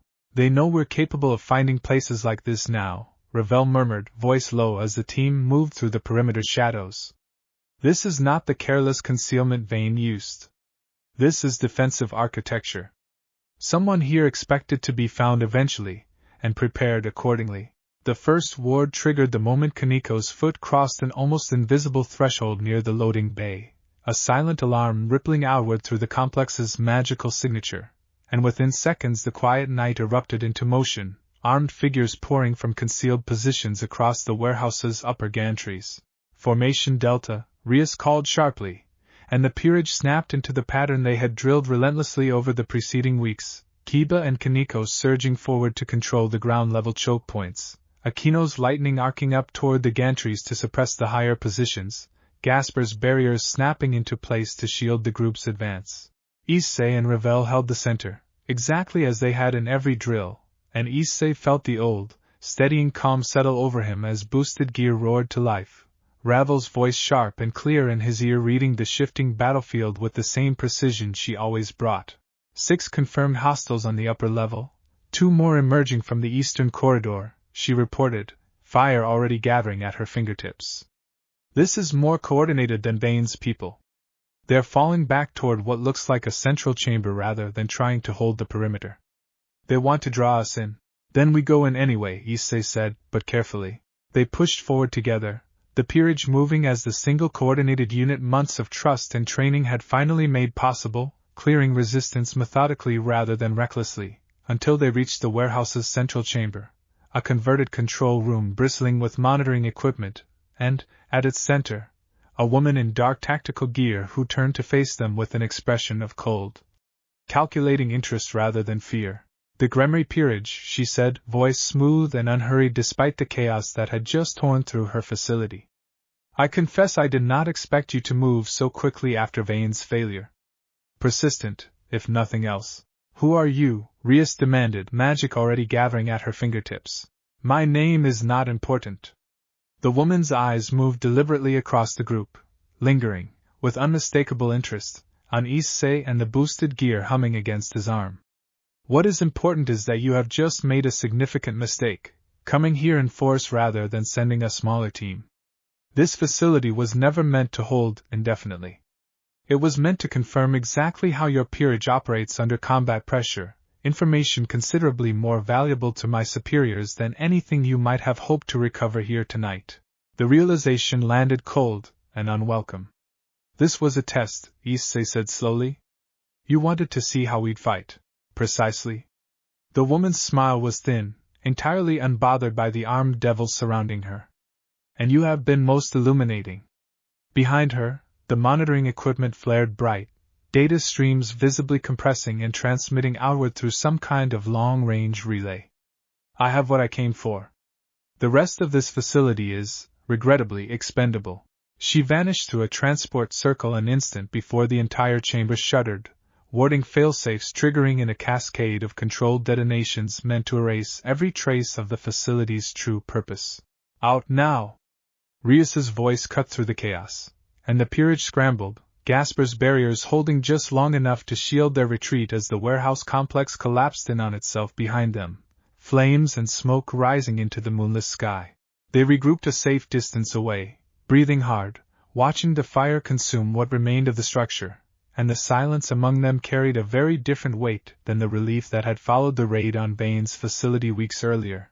They wanted us to come, Ravel said quietly, voice tight with frustration. This entire engagement was a controlled experiment. We did not disrupt their operation tonight. We handed them exactly the data they wanted. Rias's jaw was tight, her expression grim in the flickering firelight. Then we've learned something important too, she said finally. We're not dealing with an organization that reacts. We're dealing with one that plans several steps ahead. That changes everything about how we need to approach this. The mood back at the clubroom that night was subdued in a way none of them had experienced since the early tension following the rail yard mission, the sharp, hollow feeling of having walked directly into someone else's carefully laid plan. We need to stop thinking about this as a series of isolated threats, Ravel said, pacing in front of the whiteboard, her earlier organizational chart now looking dangerously incomplete. Vane's facility, tonight's warehouse, they were never meant to be won or lost independently. They were data points. Whoever is running Ouroboros is building a comprehensive profile of how this peerage fights, thinks, and adapts under pressure. That is considerably more dangerous than a single hostile cell. So what do we do differently? Kiba asked, frustration evident in his voice. If everything we do just feeds them more information, doesn't that mean engaging them at all plays into their hands? Not engaging them plays into their hands just as much, if not more, Ravel countered. They are gathering data because they intend to use it eventually, against us or against another Longinus wielder elsewhere. The question is not whether we should stop engaging. It is how we make our engagements less predictable, so that the data they gather stops being useful. Rias, who had been quiet through the exchange, finally spoke, something resolute settling into her posture. Ravel's right. We need to change our approach fundamentally, not just refine what we're already doing. That means bringing in outside help, resources beyond what our peerage alone can provide. She looked to Aquino. I want to reach out to Sona. If Ouroboros is cataloging Longinus wielders across multiple territories, this isn't a threat we should be facing alone. Other houses need to know what we've learned. And Valley, Issei added, surprising himself slightly with the suggestion, though it felt right the moment he said it. If Ouroboros is after every Longinus wielder, that includes him too. He'd want to know. Rias considered this for a moment before nodding. Good instinct. I'll reach out through Azazel's contacts. She surveyed the room, exhaustion and determination mixing in her expression. Tonight was a setback. I won't pretend otherwise. But it's also confirmation that we're dealing with something significant enough to warrant a coordinated response, not just this peerage acting alone. That's useful information too, in its own way. Ravel, watching Rias take command of the situation with the same steady resolve that had slowly rebuilt itself over the preceding months, felt something settle in her chest that was almost, despite the grim circumstances, like pride. We will figure this out, she said quietly, more to Issei than to the room at large, her hand finding his beneath the table. We have gotten through worse than a patient enemy with good planning. We got through losing each other's trust entirely, once. This is, by comparison, a solvable problem. Issei huffed a tired laugh, some of the night's tension easing slightly at the characteristic bluntness of it. When you put it that way, he said, yeah? We'll figure it out. The following week brought a flurry of new alliances, hurried but earnest, as word of the Ouroboros initiative's scope spread carefully through trusted channels. Sona Citri's peerage arrived first, her sharp analytical mind proving immediately valuable as she cross-referenced Ravel's organizational chart against patterns her own intelligence network had noticed but never fully understood. Vala Lucifer's team followed 2 days later, characteristically unbothered by formal introductions, though Vala himself seemed genuinely interested, for perhaps the first time since Issei had known him, in an enemy that was not simply another opponent to measure himself against. An organization patient enough to run controlled experiments against multiple peerages, Vala said, studying the compiled research with something like respect in his usually detached expression. That is considerably more interesting than the usual rabble claiming the Cow's Brigade name these days. I would very much like to meet whoever is actually running this. Try not to sound so eager about it, Issei muttered, though there was no real heat in it, an old, easy rivalry settling comfortably back into place between them.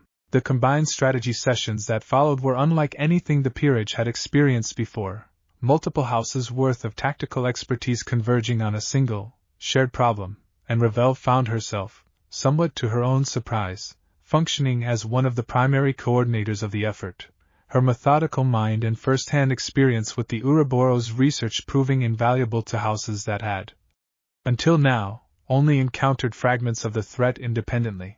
You have a gift for this, Sona observed, watching Ravel efficiently organize 3 separate houses' worth of surveillance data into a single coherent picture. Rias mentioned you joined her peerage recently.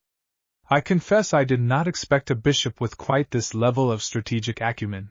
I spent years managing liaison logistics for my family's house, Ravel said, not looking up from her work. coordinating competing priorities across difficult personalities is, in the end, not so different whether the stakes are trade agreements or defensive strategy. It took nearly 2 weeks of careful, coordinated effort, cross-referencing data from every house's independent encounters with Ouroboros' affiliated cells, before a clear pattern finally began to emerge, a central node, buried deep beneath layers of compartmentalized operations, that appeared to be the source coordinating the entire initiative. Here, Ravel said finally, late one evening, marking a location on the shared map with quiet, focused satisfaction. Every thread we have traces back, eventually, to activity in this region. If Ouroboros has a true command structure rather than simply a network of independent cells, this is where it lives. Rias studied the marked location for a long moment, the weight of what they were about to attempt settling visibly across her shoulders. Then that's where this ends, she said. One way or another. The combined assault force gathered 3 days later, the largest coordinated operation any of them had been part of, 3 peerages and Vala's independent team assembling under a single unified strategy that Ravel, working alongside Sona and Rias late into the previous night, had spent hours refining into something precise enough to account for every contingency they could reasonably anticipate. We are not treating this like Vane's facility or the warehouse, Ravel briefed the assembled group, her voice carrying clearly across the staging area despite the sheer number of unfamiliar faces now looking to her for direction. Assume everything is a trap layered inside another trap. Assume they have already anticipated a coordinated response given how carefully they tested us individually. Our advantage is not surprise. It is overwhelming, simultaneous pressure applied faster than their command structure can adapt to it. The facility itself, when they finally breached its outer defenses, proved to be nothing like the crude research stations or defended warehouses they had encountered before, a genuine underground command complex, sprawling and fortified, clearly built to withstand exactly the kind of assault now being brought against it. The fighting was fierce from the first moment, Ouroboros' personnel far more numerous and coordinated than anything they had faced previously, but the combined weight of 3 peerages moving with genuine coordination proved, steadily, to be more than the defenders could match. Sona's team methodically dismantled the facility's ward network from the outside while Rias's peerage, Issei and Ravel anchoring the center exactly as they always did, drove directly through the complex's defended corridors toward its heart. Valley, characteristically, simply carved through anything foolish enough to stand directly in his path, clearing an entire wing of resistance almost single-handedly. They found the woman from the warehouse in the facility's deepest chamber, no longer alone but flanked by a genuine command staff, monitoring stations arrayed around a central dais where a tall, silver-haired figure stood waiting with an expression of calm, unbothered interest that made Issei's skin crawl on instinct alone. Impressive, the figure said, voice smooth and unhurried, studying the assembled force with the same clinical interest the woman had shown weeks earlier. 3 peerages and the White Dragon Emperor's team, moving as a single coordinated body. I confess I did not anticipate quite this level of cooperation forming quite this quickly. You have my genuine compliments. Who are you? Rias demanded, magic already blazing at her fingertips. A collector of sorts. My interest in sacred gears, particularly Longinus-class specimens, is purely academic.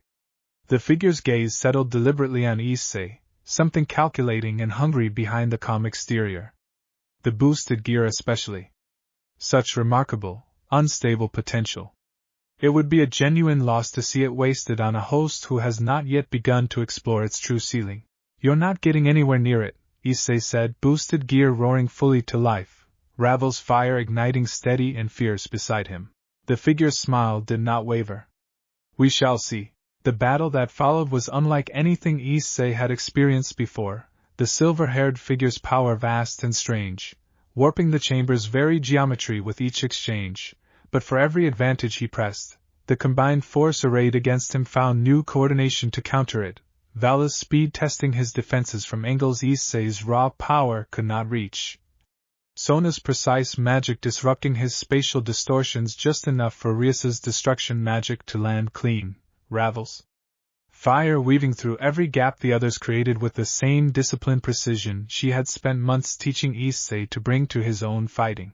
It was Issei, finally, driving forward at full balance breaker output with Ravel's voice steady and clear in his ear the entire time, who landed the decisive blow, boosted gears accumulated power breaking through the figure's spatial defenses in a single, overwhelming strike that sent him crashing back against the chamber's central dais hard enough to shatter it entirely. The figure did not rise again immediately, and in the chaos of his command staff scrambling to cover his retreat, the combined force pressed their advantage hard enough that what remained of Ouroboros's central command finally, definitively, broke. The aftermath took days to fully process, reports filed with every participating house, the recovered intelligence from the fallen command complex proving extensive enough that Azazel estimated it would take weeks to fully catalog. "You didn't get him," Azazel said, reviewing the final reports with the assembled peerage back in the familiar quiet of the Gremory clubroom. "The silver-haired one. He escaped in the chaos, badly wounded from what the reports suggest, but alive. Ouroboros as an organized command structure is broken for now, though. It'll take them a long time, if ever, to rebuild what you just tore apart." "That's not nothing," Rias said, though there was a certain weariness in her voice, the particular exhaustion of a victory that had cost more than it had resolved. "It's genuinely significant," Azazel corrected, something rare and sincere in his usual dry tone. "You disrupted a threat that was quietly cataloging every Longinus wielder across multiple territories. That's not a small thing. That's the kind of operation that could have caused real damage for years if it had been allowed to keep operating unchecked." He looked around the room, taking in the exhausted but steady faces of the peerage. "You should be proud of what you accomplished here, all of you." Ravel, seated close beside Issei, allowed herself, for the first time since the operation had begun weeks earlier, to fully relax, some deep, coiled tension finally beginning to unwind from her shoulders. "It is strange," she said quietly, mostly to Issei, to finally have a moment to simply breathe. "I had almost forgotten what that felt like." "Yeah," Issei agreed, reaching for her hand, the gesture as natural now as breathing itself. "Me too."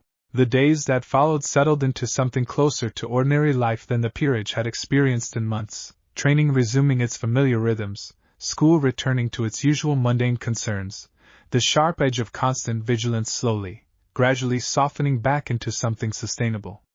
It was not, Issei understood, a permanent peace. Ouroboros remained out there somewhere, wounded but not destroyed, and the silver-haired figure's parting words about the boosted gear's unrealized potential lingered uncomfortably in the back of his mind more often than he admitted to anyone. But for now, in the quiet, ordinary rhythm of an ended crisis, there was room again for smaller things. He took her to the shrine steps on a clear evening 2 weeks later, the same worn stone where everything between them had first genuinely begun, and Ravel, settling beside him with the easy familiarity of countless evenings spent in exactly this spot, seemed to sense immediately that this particular visit carried more weight than their usual quiet conversations. "You are nervous," she observed, studying him with the same sharp attentiveness she brought to everything. "You have been nervous all day, actually. I assumed it was lingering tension from the operation, but this feels different." "It's different," Issei admitted, and found, despite months of growing confidence in nearly every other part of his life, that his voice shook slightly as he reached into his jacket pocket. "I've been thinking about this for a while now. Since before Ouroboros, honestly. I just kept telling myself the timing wasn't right, there was always something more urgent happening." He exhaled slowly, steadying himself. "But I don't think there's ever going to be a perfect moment for this. And I don't want to keep waiting for one." Ravel went very still beside him, watching him with an intensity that told him she already understood exactly what was happening, even before he opened the small box in his hand. "Ravel," he said, and found the words came easier once he actually started, months of honest, unguarded conversation between them making this, finally, feel less like a leap and more like the natural next step of something they had already been building for a long time. "You were the first person who saw me clearly when I couldn't see myself. You taught me that strength doesn't mean anything if it's built on trying to earn everyone else's approval. You gave up your place in your own family's succession because you believed I was worth choosing, and I have spent every day since trying to prove you were right to believe that." He met her eyes steadily, despite the nervous tremor still in his hands. "I don't want to just keep training beside you, or fighting beside you, or sitting on these steps with you. I want all of it, permanently. I want to marry you, Ravel Phoenix. If you'll have me. For a long moment, Ravel said nothing at all, her carefully composed expression finally, completely undone, something bright and unguarded shining through in a way Issei had rarely seen from her, even in their most private moments. You appalling, wonderful man, she said finally, voice thick with an emotion she made no effort to hide. I have been waiting for you to work up the nerve to ask for at least a month. I nearly asked you myself, twice, before deciding it would be more satisfying to watch you finally manage it on your own. Is that a yes? Issei asked, half laughing, half breathless with relief. Obviously it is a yes, Ravel said, and the sound she made when he finally slid the ring onto her hand was somewhere between a laugh and something closer to tears, entirely unguarded, entirely hers. Yes, Issei. 1,000 times yes. He pulled her into an embrace right there on the worn stone steps, the same steps where a frightened, uncertain boy had once sat alone with nowhere else to go, and felt, in the warm weight of her against him, the full distance of everything they had built together since that first quiet evening, trust rebuilt, family found in the most unexpected place, a future finally, fully chosen by both of them with clear, open eyes. For what it's worth, Ravel murmured against his shoulder, still laughing softly, still faintly disbelieving despite everything, I do not think I have ever been more certain of anything in my entire life.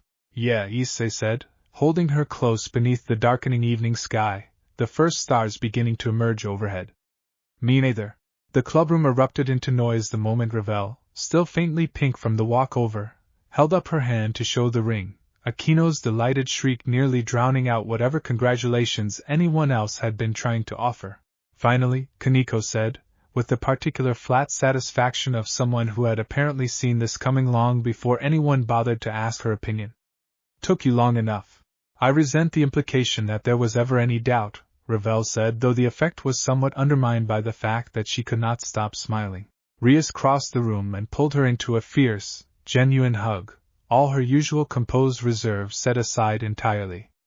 I am so happy for you, she said, and there was nothing performed in it, only warmth, months of rebuilt trust settling into something that felt, finally, entirely whole.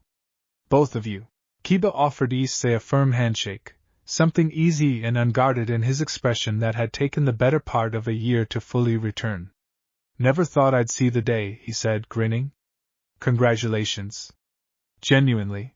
Gasper, who had grown considerably steadier over the preceding months, managed an entire sentence without folding into the corner of the room, which felt, in its own small way, like its own kind of triumph. I'm really happy for you both, he said, and meant it. It was, Issei thought, watching his peerage celebrate around him with an ease and warmth that would have been unimaginable back in the tense, fractured weeks following the rail yard mission, exactly the kind of moment that made every difficult step of the past year worth it. Ravel found his hand amid the noise and squeezed it once, her eyes bright, and for a long moment neither of them said anything at all, content simply to stand together in the middle of the celebration, surrounded by the family they had built, piece by careful piece, out of what had once been genuine fracture. The formal announcement to House Phoenix took place a week later, and Ravel, despite months of growing confidence, admitted on the walk to the estate that she was more nervous about this conversation than she had been about nearly anything else in the preceding year. My mother has strong opinions about proper courtship timelines, she said, smoothing her dress for what had to be the fourth time since they had left Co. This is, by her standards, rather fast. Do you want me to do the talking again? Issei asked, only half joking. No, Ravel said, surprising him slightly. I want to do this one myself. You have carried enough of the difficult conversations with my family already. Lord and Lady Phoenix received the news in the same formal receiving hall where Issei had first faced their scrutiny months earlier, and Ravel, standing tall and steady beside him, delivered the announcement with a composed clarity that made Issei's chest ache with quiet pride. I am marrying Issei Hyoudou, she said, without preamble, meeting her mother's eyes directly. I am not asking permission. I am informing you, as your daughter, because I want you present for this, not because I require your approval to proceed. Lady Phoenix studied her for a long, silent moment, something complicated moving behind her carefully composed expression. That is remarkably direct, even for you, she said finally. I learned directness from watching you negotiate treaties my entire childhood, Mother, Ravel said, the faintest hint of warmth softening the words. I simply never had cause to use it on you before now. Lord Phoenix, watching the exchange with quiet amusement, finally spoke, his deep voice carrying easily across the hall. Well, I did say the boy had backbone. It seems it was contagious. He rose from his seat, crossing to where they stood, and to Issei's genuine surprise clasped his shoulder firmly, something warm and sincere in the gesture. Take care of my daughter, Issei Hyoudou. She has chosen you with her eyes fully open, which is more than I can say for most matches arranged within our circles. I trust her judgment. I find, increasingly, that I trust yours as well. Lady Phoenix, still visibly working through her own complicated feelings, finally allowed herself a small, genuine smile, crossing to embrace her daughter with a tenderness that cut through months of careful formality entirely. I want a proper wedding, she said, muffled slightly against Ravel's shoulder. Not some hurried courthouse arrangement. You are still my daughter, whatever house's peerage claims you now, and I intend to see you married properly. I would not dream of denying you that, Mother, Ravel said, laughing softly, some old tension finally, fully dissolving between them. News of the engagement spread through underworld social circles with predictable speed, and not everyone received it with the warmth House Phoenix had eventually offered. The first pointed commentary arrived within days, delivered second-hand through Sona's careful diplomatic channels, from a minor noble house that had, apparently, once hoped to arrange a match between Ravel and one of their own sons. They are calling it a scandal, Sona reported dryly, during a strategy session that had somehow drifted into underworld gossip instead. A great house heir, formerly heir apparent no less, choosing a reincarnated pawn of common human birth over any of the eligible devils of appropriate standing. The Baldivar house in particular seems to have taken it rather personally, given their son's prior interest. Let them talk, Ravel said, entirely unbothered, continuing to review tactical reports with the same brisk focus she brought to everything. I have spent my entire life being discussed as though my choices existed primarily for other people's approval. I find I have very little patience left for caring what the Baldivar house thinks of my engagement.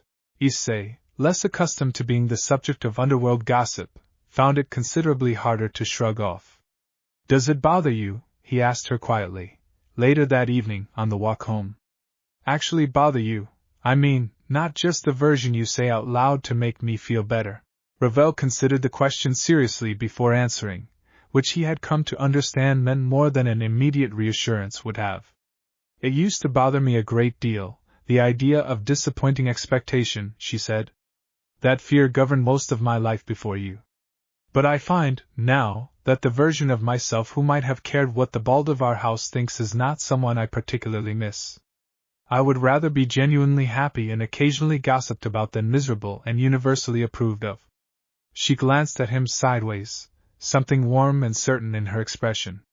Does it bother you? A little, Issei admitted. Not because I doubt us. Just I don't know.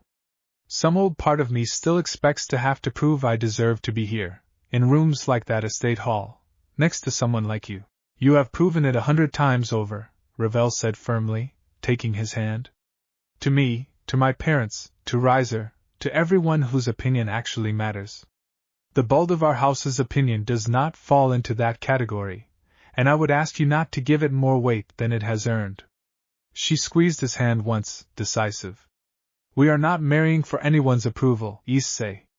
We already tried building our worth around other people's expectations, both of us, in our own ways, before we found each other.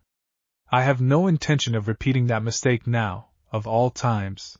He laughed, some of the old tension easing at her characteristic bluntness. Yeah, he said. Fair point. Not every reaction, however, remained confined to distant gossip. 3 weeks after the announcement, a formal challenge arrived at the Gremory clubroom, sealed with the Baldivar house crest, requesting a duel of honor between Issei Hyoudou and Damien Baldivar, the son whose prior hopes for Ravel's hand had, apparently, curdled into something considerably less gracious than disappointment. He wants to duel you, Rias said, reading the formal challenge scroll with an expression somewhere between disbelief and irritation. Over an engagement that has nothing to do with him. This is absurd.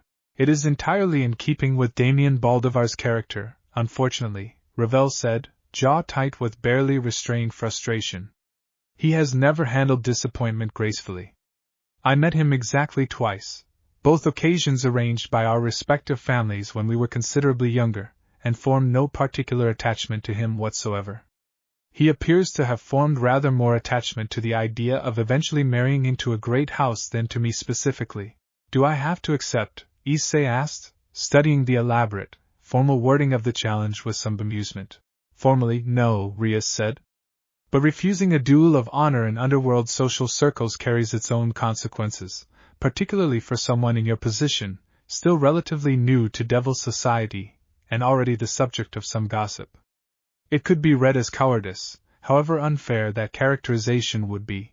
Ravel's expression had gone hard and focused, the same look she wore before any serious tactical planning. I do not want you accepting this because of some antiquated notion of honor, Issei. I want you to understand exactly what you would be doing. Damien is not simply some jilted suitor lashing out emotionally.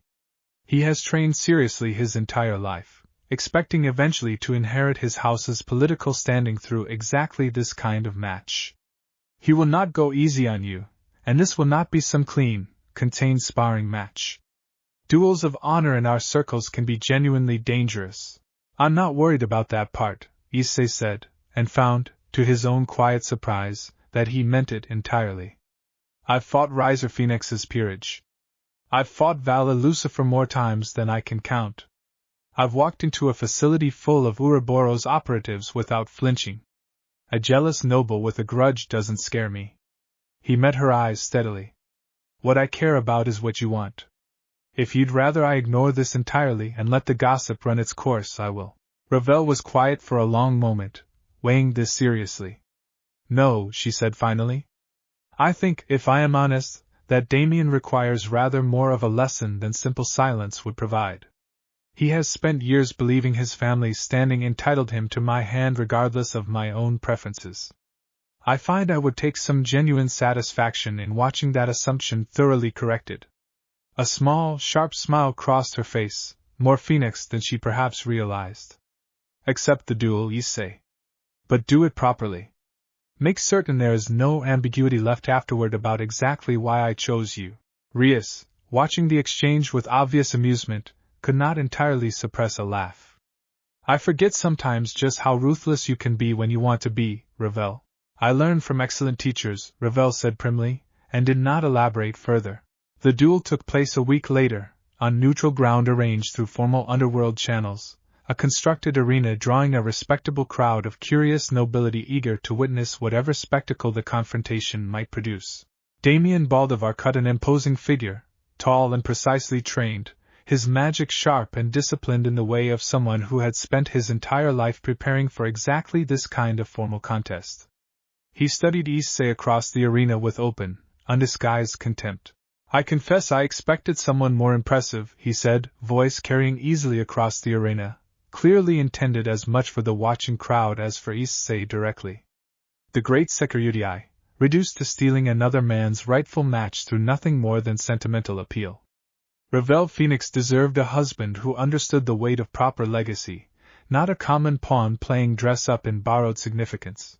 Issei felt the old flare of temper rise, sharp and immediate, but found, to his own quiet satisfaction, that months of Ravel's steady discipline held firm beneath it, patient rather than reactive. You can insult me all you want, he said, boosted gear thrumming warm against his arm as he settled into a ready stance. But you don't get to talk about what Ravel deserves like you actually know her. You met her twice, arranged by your families, and decided that meant you were owed something. That's not legacy. That's entitlement. The duel began the moment the arena's formal signal sounded, and Damien, true to his reputation, proved a genuinely skilled opponent, his combat magic precise and relentless, testing every angle of Issei's defenses with the confident aggression of someone who had never seriously doubted his own superiority. But Issei had spent the better part of a year training under Ravel's exacting, disciplined guidance, learning to read an opponent's weight and timing rather than simply overpowering them through raw output, and where the old Issei might have simply absorbed Damien's assault and hoped boosted gear's power would eventually overwhelm him, this Issei moved with a controlled, patient precision that steadily, methodically dismantled every opening Damien tried to create. "You're fighting like you already know how this ends," Damien snarled, frustration finally cracking through his composed contempt as another calculated strike failed to land cleanly. "I do," Issei said simply, and drove forward at full balance breaker output, Ravel's months of careful teaching guiding every movement, until a final, precisely placed strike sent Damien crashing to the arena floor, thoroughly and unambiguously defeated. The crowd's murmurs shifted, visibly, from skeptical curiosity to something closer to genuine respect, and Issei, breathing hard but steady, extended a hand to help his fallen opponent rise, an act of grace that seemed to unsettle Damien considerably more than the defeat itself had. "I don't need you to like me," Issei said, quiet enough that only Damien could hear it. "I just need you to understand that Ravel chose me because of who I actually am, not because of anything I inherited or anything I'm owed. That's a kind of worth you can't arrange through a family negotiation." Damien said nothing, jaw tight, but something in his expression had shifted, grudging and reluctant, into something that might, eventually, become genuine acknowledgement. Ravel met Issei at the arena's edge afterward, pride shining unmistakably in her expression despite her best efforts at composure. "Thoroughly and unambiguously corrected," she said, echoing her own words from days earlier, and the kiss she pressed to his cheek in front of the entire watching crowd settled, finally, any remaining doubt about exactly where her loyalties lay. The wedding planning that followed absorbed nearly every spare hour over the weeks that followed, Lady Phoenix proving to be a formidable organizing force once fully committed to the endeavor, and Ravel, despite considerable protest, found herself swept along in a whirlwind of venue selection, guest lists, and the particular chaos of blending human and underworld wedding customs into something that satisfied both worlds. "I did not fully appreciate," Ravel admitted one evening, collapsing onto the clubroom sofa after an exhausting afternoon spent reviewing floral arrangements with her mother, "quite how much effort goes into a wedding my mother considers properly done. I have negotiated actual trade agreements with less back and forth than we spent today discussing seating arrangements." "Do you want me to talk to her?" Issei offered, settling beside her, though there was little real concern in it, more amusement at her genuine, if minor, exhaustion.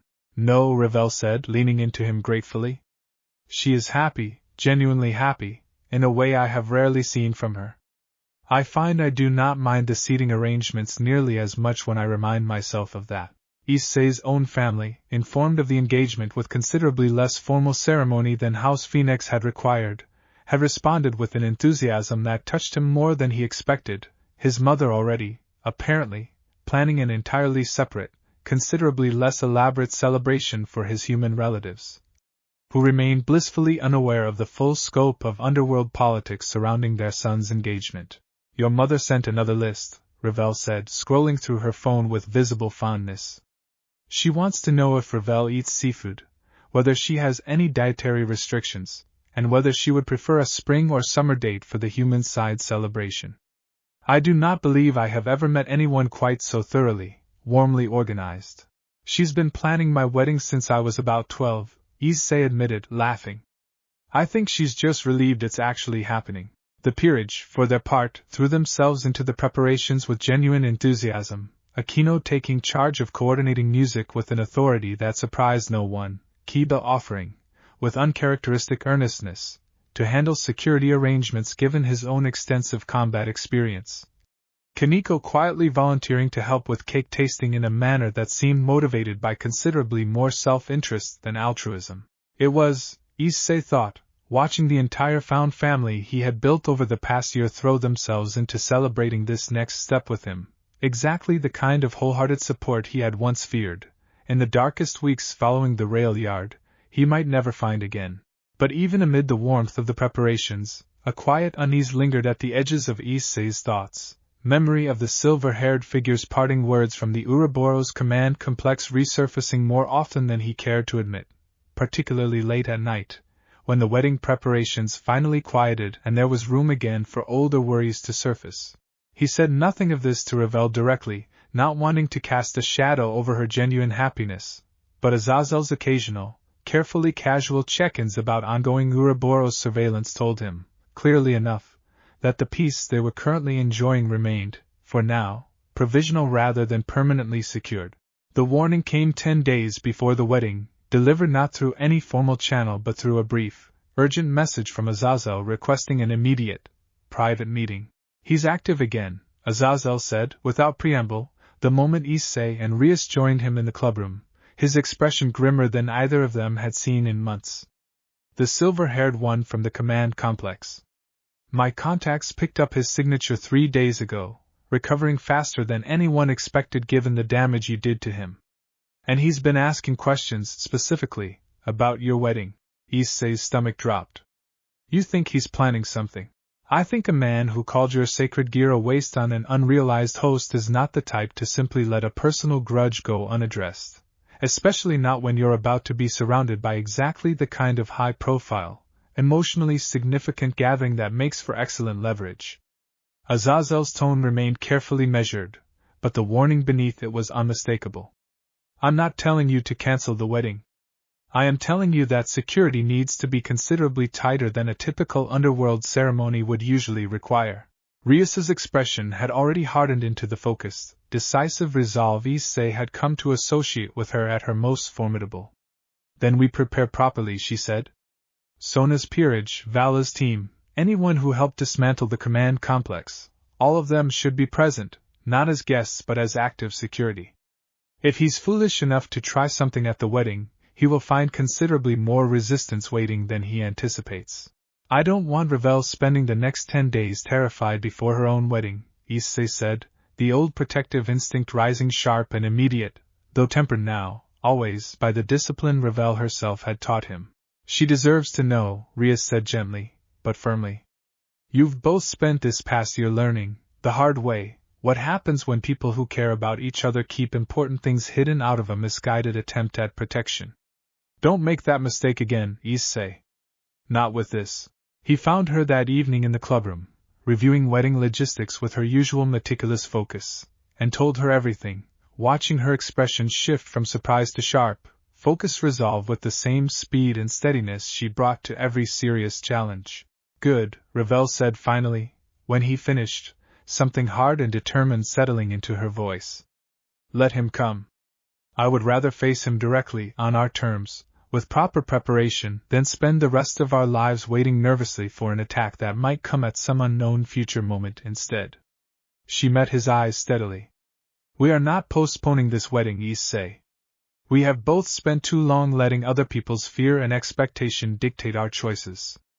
I refuse to let his shadow take this from us too." The wedding day arrived clear and bright, the ceremony arranged in a carefully warded garden estate that blended, with surprising elegance, both human and underworld traditions, and beneath the visible beauty of the occasion, an entire invisible layer of security moved quietly through the grounds, Sona's peerage stationed at every entrance, Vala's team patrolling the estate's outer perimeter with characteristic, unbothered thoroughness. Issei stood at the altar, dressed in a formal suit that felt, despite months of underworld etiquette lessons, still slightly foreign against his skin, and watched Ravel approach down the flower-lined aisle on her father's arm, and every trace of nervous tension about the looming threat momentarily, completely dissolved in the simple, overwhelming fact of her. She wore white, traditional in the human style her own future mother-in-law had gently requested and Ravel had, to her own quiet surprise, genuinely wanted, her orange curls woven through with small white blossoms, and the expression on her face as she met his eyes across the aisle held nothing of her usual careful composure, only open, unguarded joy. The ceremony proceeded without incident through its early stages, vows exchanged with genuine, trembling sincerity on both sides, Issei's voice catching slightly as he spoke words he had rehearsed a dozen times and still found impossible to deliver without real emotion, Ravel's own composed voice softening, unmistakably, as she made her own promises in return.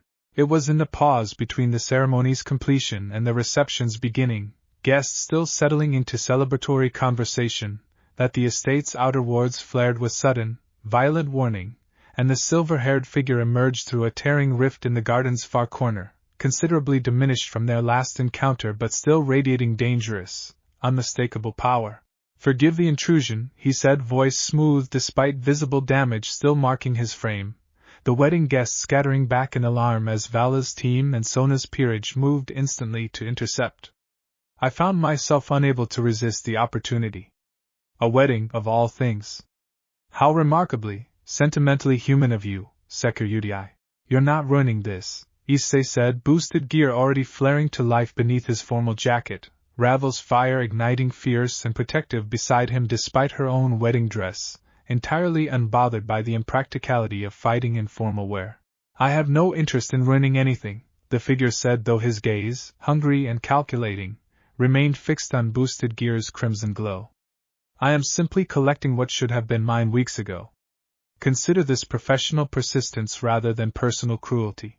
The combined security force moved as one, exactly as they had months earlier at the command complex, Vala's speed testing the figure's defenses from every angle, while Sona's precise magic disrupted his spatial distortions, but this time, weakened from his earlier defeat and facing a force that had only grown more coordinated in the intervening weeks, the figure found himself pressed back almost immediately, his advantage from their first encounter entirely gone.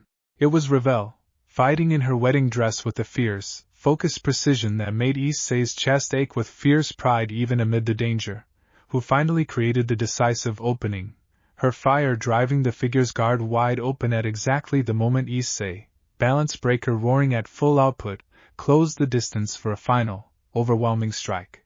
The figure went down hard, this time with no chance of the graceful retreat he had managed at the command complex, Sona's peerage moving swiftly to secure him before he could attempt any further transport circle. "It's over," Rias said, breathing hard but steady, surveying the subdued figure with grim satisfaction. "Properly this time." The gardens slowly settled back into quiet in the aftermath, wedding guests cautiously emerging from cover, and Issei turned to find Ravel, wedding dress singed slightly at the hem but otherwise radiant, laughing softly with the particular giddy relief of danger successfully weathered.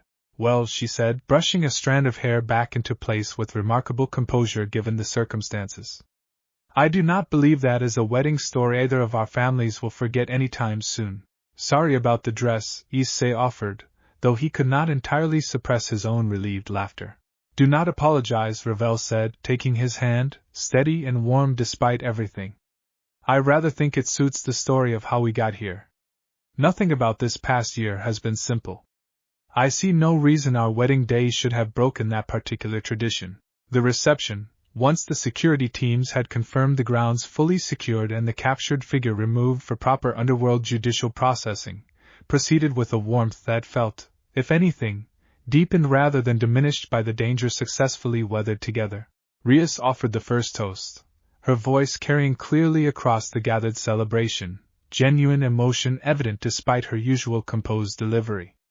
"A year ago," she said, "I made a mistake that nearly cost me one of the people I care about most in this world. I sat in silence when I should have spoken, and it took finding comfort somewhere else for me to understand exactly how badly I had failed him." She looked to Issei and Ravel, standing together at the head table, and something warm and genuine shone through her expression. "But that mistake led, eventually, to this moment, to watching two people build something extraordinary out of exactly the kind of trust one once failed to provide. Issei, Ravel, I am endlessly grateful to have been part of your story, even the difficult parts. Especially the difficult parts, perhaps, given everything they eventually led to." Reiser, offering his own toast shortly after, struck a rather different tone, characteristically dry but unmistakably sincere beneath it. "I told this young man, at our very first dinner together, not to make me regret giving my blessing," he said, raising his glass toward Issei with a wry, affectionate smile. "I find, watching the events of today, that regret is very much the opposite of what I feel. Welcome to the family, properly now, Issei Hyoudou. Try to keep my sister only moderately terrifying. I do not believe either of us could handle her becoming any more formidable than she already is." Ravel, laughing along with the gathered guests, found Issei's hand beneath the table and held it tight, and when the dancing finally began, the wedding's earlier danger fully processed and set aside in favor of genuine, uncomplicated celebration, She leaned her head against his shoulder with the same easy comfort that had first settled between them on a quiet shrine step, a lifetime and an entire year of trust ago. "I love you," she said simply, quietly, meant only for him amid the surrounding noise and warmth of the celebration. "I do not believe I have said that plainly enough, often enough, in all the chaos of the past year." "You've said it plenty," Issei said, pulling her close as they moved slowly together to the music. "But I never get tired of hearing it." Outside the reception hall, the evening settled soft and clear over the garden estate, the last echoes of the day's danger fully faded, and inside, surrounded by family both found and born, human and devil alike, two people who had once stood on opposite sides of an entirely different kind of fracture finally, fully, belonged to something whole.